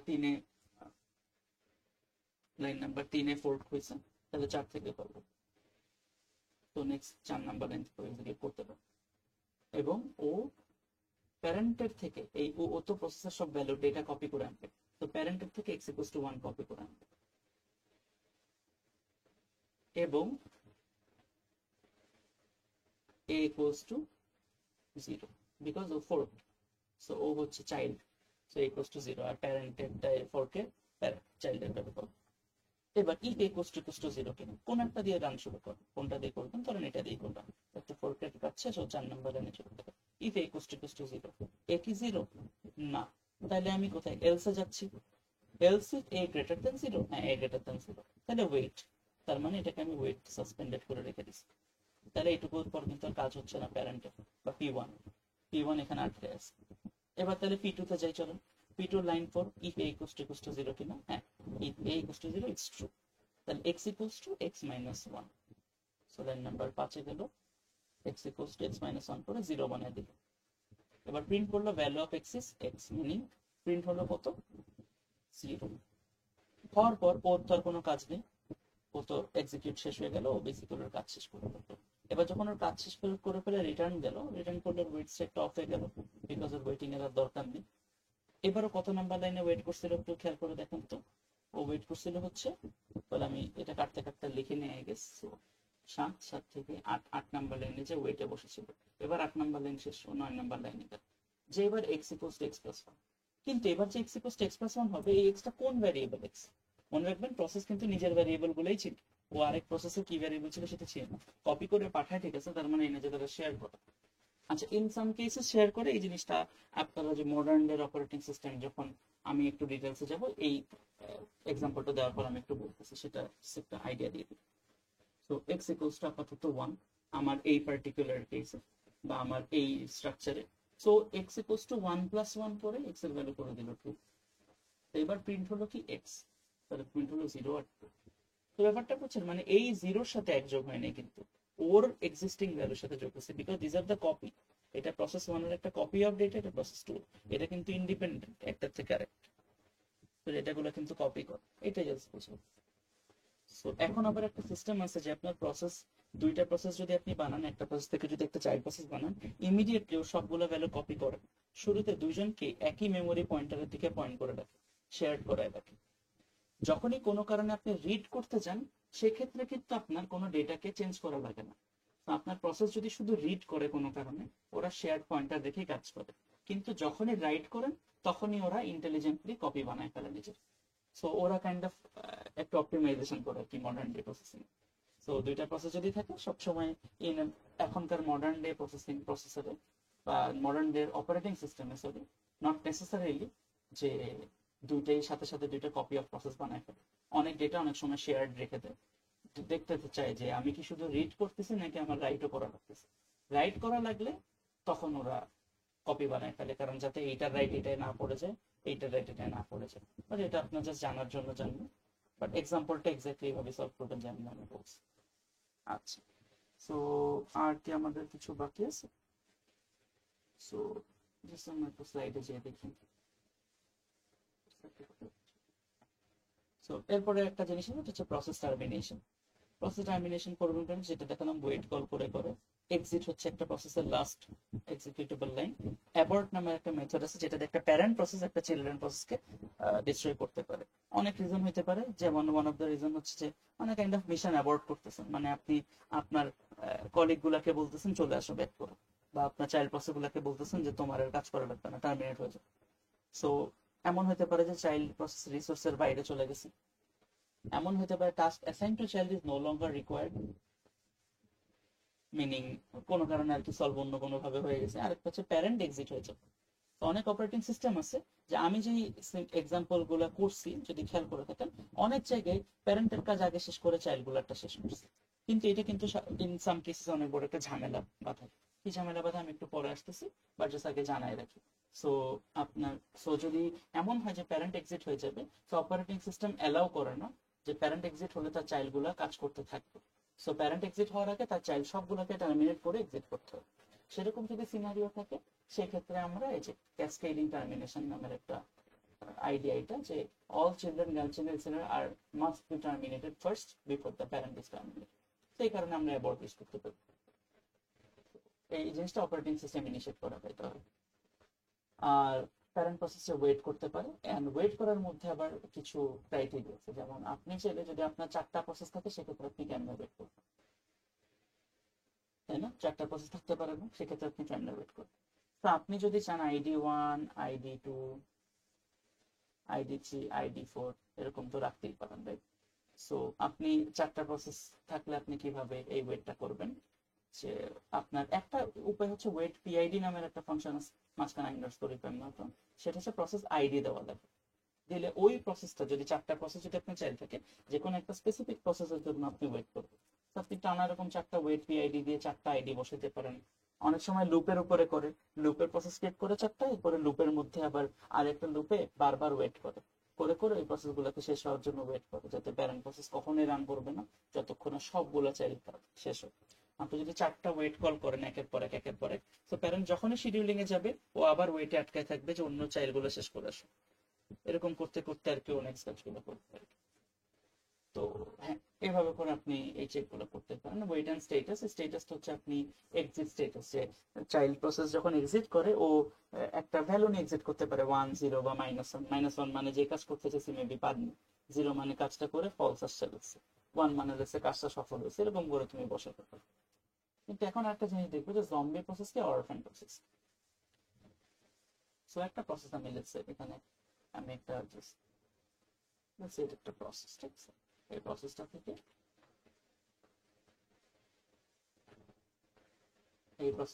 লেটস এরকম P1, এটা থেকে দুইটা চাইল্ড প্রসেস তৈরি করছি, P2,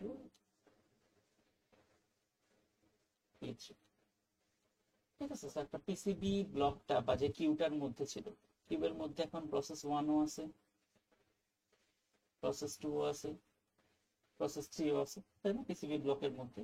সো এখন আমি জাস্ট কথাটা বারবার বলছি, বাট তারপর একবার ইটারেট করি।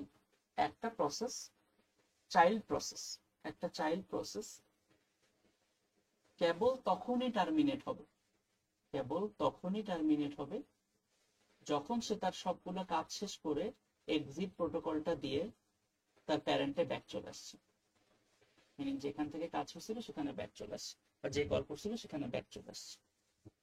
সো তার আগ পর্যন্ত, মানে যতক্ষণ পর্যন্ত এই এক্সিটটা কাজ করবে না বা প্যারেন্টে ব্যাক আসতে পারবে না, ততক্ষণ পর্যন্ত চাইল্ড প্রসেসটা টেকনিক্যালি টার্মিনেট হবে না। টার্মিনেট না হওয়ার মানে কি, মেমোরি ডিঅ্যালোকেট হবে না। মিনিং প্রসেসটা যতগুলো জায়গা, র্যাম রোমে যত জায়গা খেয়ে রাখছে, বা ইপিসিবির যে ডেটা স্ট্রাকচারটা, কিউ ডেটা স্ট্রাকচারটা, তার মধ্যে যে একটা ব্লক খেয়ে রাখছে, এইগুলো ডিঅ্যালোকেট হবে না। যখনই কেবল সে এক্সিকিউট হয়ে যাবে, এক্সিট হয়ে যাবে, তারপরে কেবল তার মেমোরি ডিঅ্যালোকেট হবে। সো ধরেন কোনো কারণে আপনি প্রসেস 1টা করতেছেন, সিমিলারলি প্রসেস 2 আছে, প্রসেস 3 আছে, রাইট?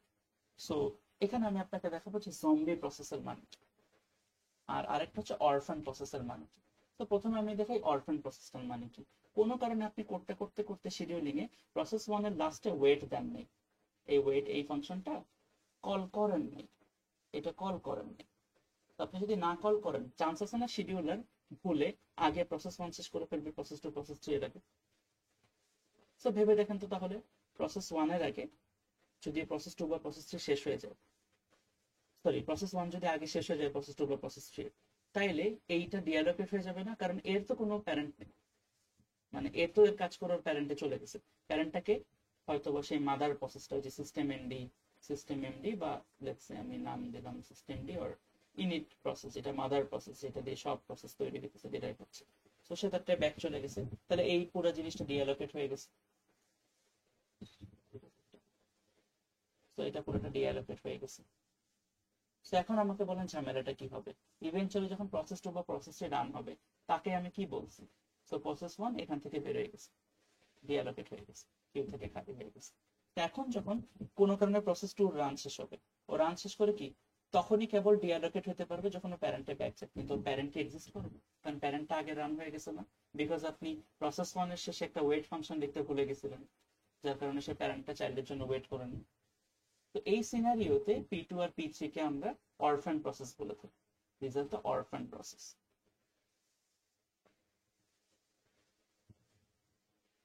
ঠিক আছে, প্যারেন্টের এক্সিকিউশন আগে শেষ হয়ে গেছে।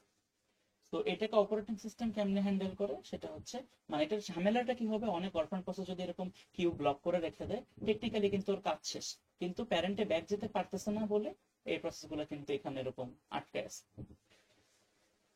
কিউ খেয়ে রেখে দিছে, প্রসেস ব্লক খেয়ে রেখে দিছে, র্যামে পিসিবি সবকিছু খেয়ে রেখে দিছে। সেটাকে আমরা কেমনে সলভ করতে পারি? Well, one of the example can be যে আপনার অপারেটিং সিস্টেম বারবার কন্টিনিউসলি স্ক্যান করে দেখবে সবগুলোর এক্সিকিউশন শেষ কিনা। এক্সিকিউশন শেষ হলে যদি প্যারেন্ট পয়েন্টারটা মিসিং দেখে, সেক্ষেত্রে ওরা করে কি, ওর প্যারেন্ট সিস্টেম এমডিকে বানায় দেয় বা ইনিট প্রসেসকে বানায় দেয়। সো প্রতিটা অরফ্যান প্রসেসকে অপারেটিং সিস্টেম যখন স্ক্যান করে খুঁজে পায়, ওর প্যারেন্ট সিস্টেম এমডি বানায় দেয় এবং বলে তুমি রিপোর্ট ব্যাক করো দেয় এর কাছে। মানে আপনার ইমিডিয়েট বস নাই তো তার বড় বসের কাছে যে রিপোর্ট করো, তাহলে কি হবে, তারপরে তারা ডিঅ্যালোকেট হয়ে যেতে পারবে, কারণ তাদের টার্মিনেশনের প্রসেসটা শেষ হয়ে যাবে। তো এইটা হচ্ছে আপনার অরফ্যান প্রসেস। এবার চলেন আমরা দেখবো what is the zombie process. So এখানে দেখেন লেখা আছে, if parent terminated without invoking wait, the process is called orphan. If no parent waiting did not invoke wait, process is a zombie. মানে এটা যদি আমি আপনাকে দেখাই, এক্সাম্পলটা কেমন হতে পারে, আমি বুঝলাম কি?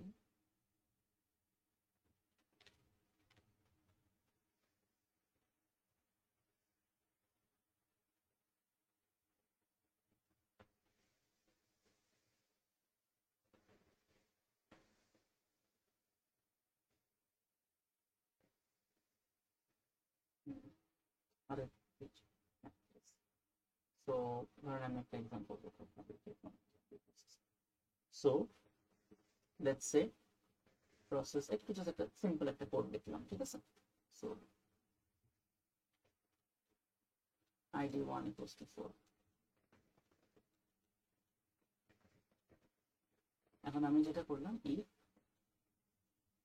ID1 greater than 0, মিনিং আমি প্যারেন্ট, আমি স্লিপ একটা বড় কোনো কাজ করলাম বা স্লিপে দিয়ে রাখলাম 50 সেকেন্ড, তারপর ওয়েট কল করলাম, আর এলসে মিনিং চাইল্ড প্রসেসের জন্য কিছু একটা প্রিন্ট করলাম।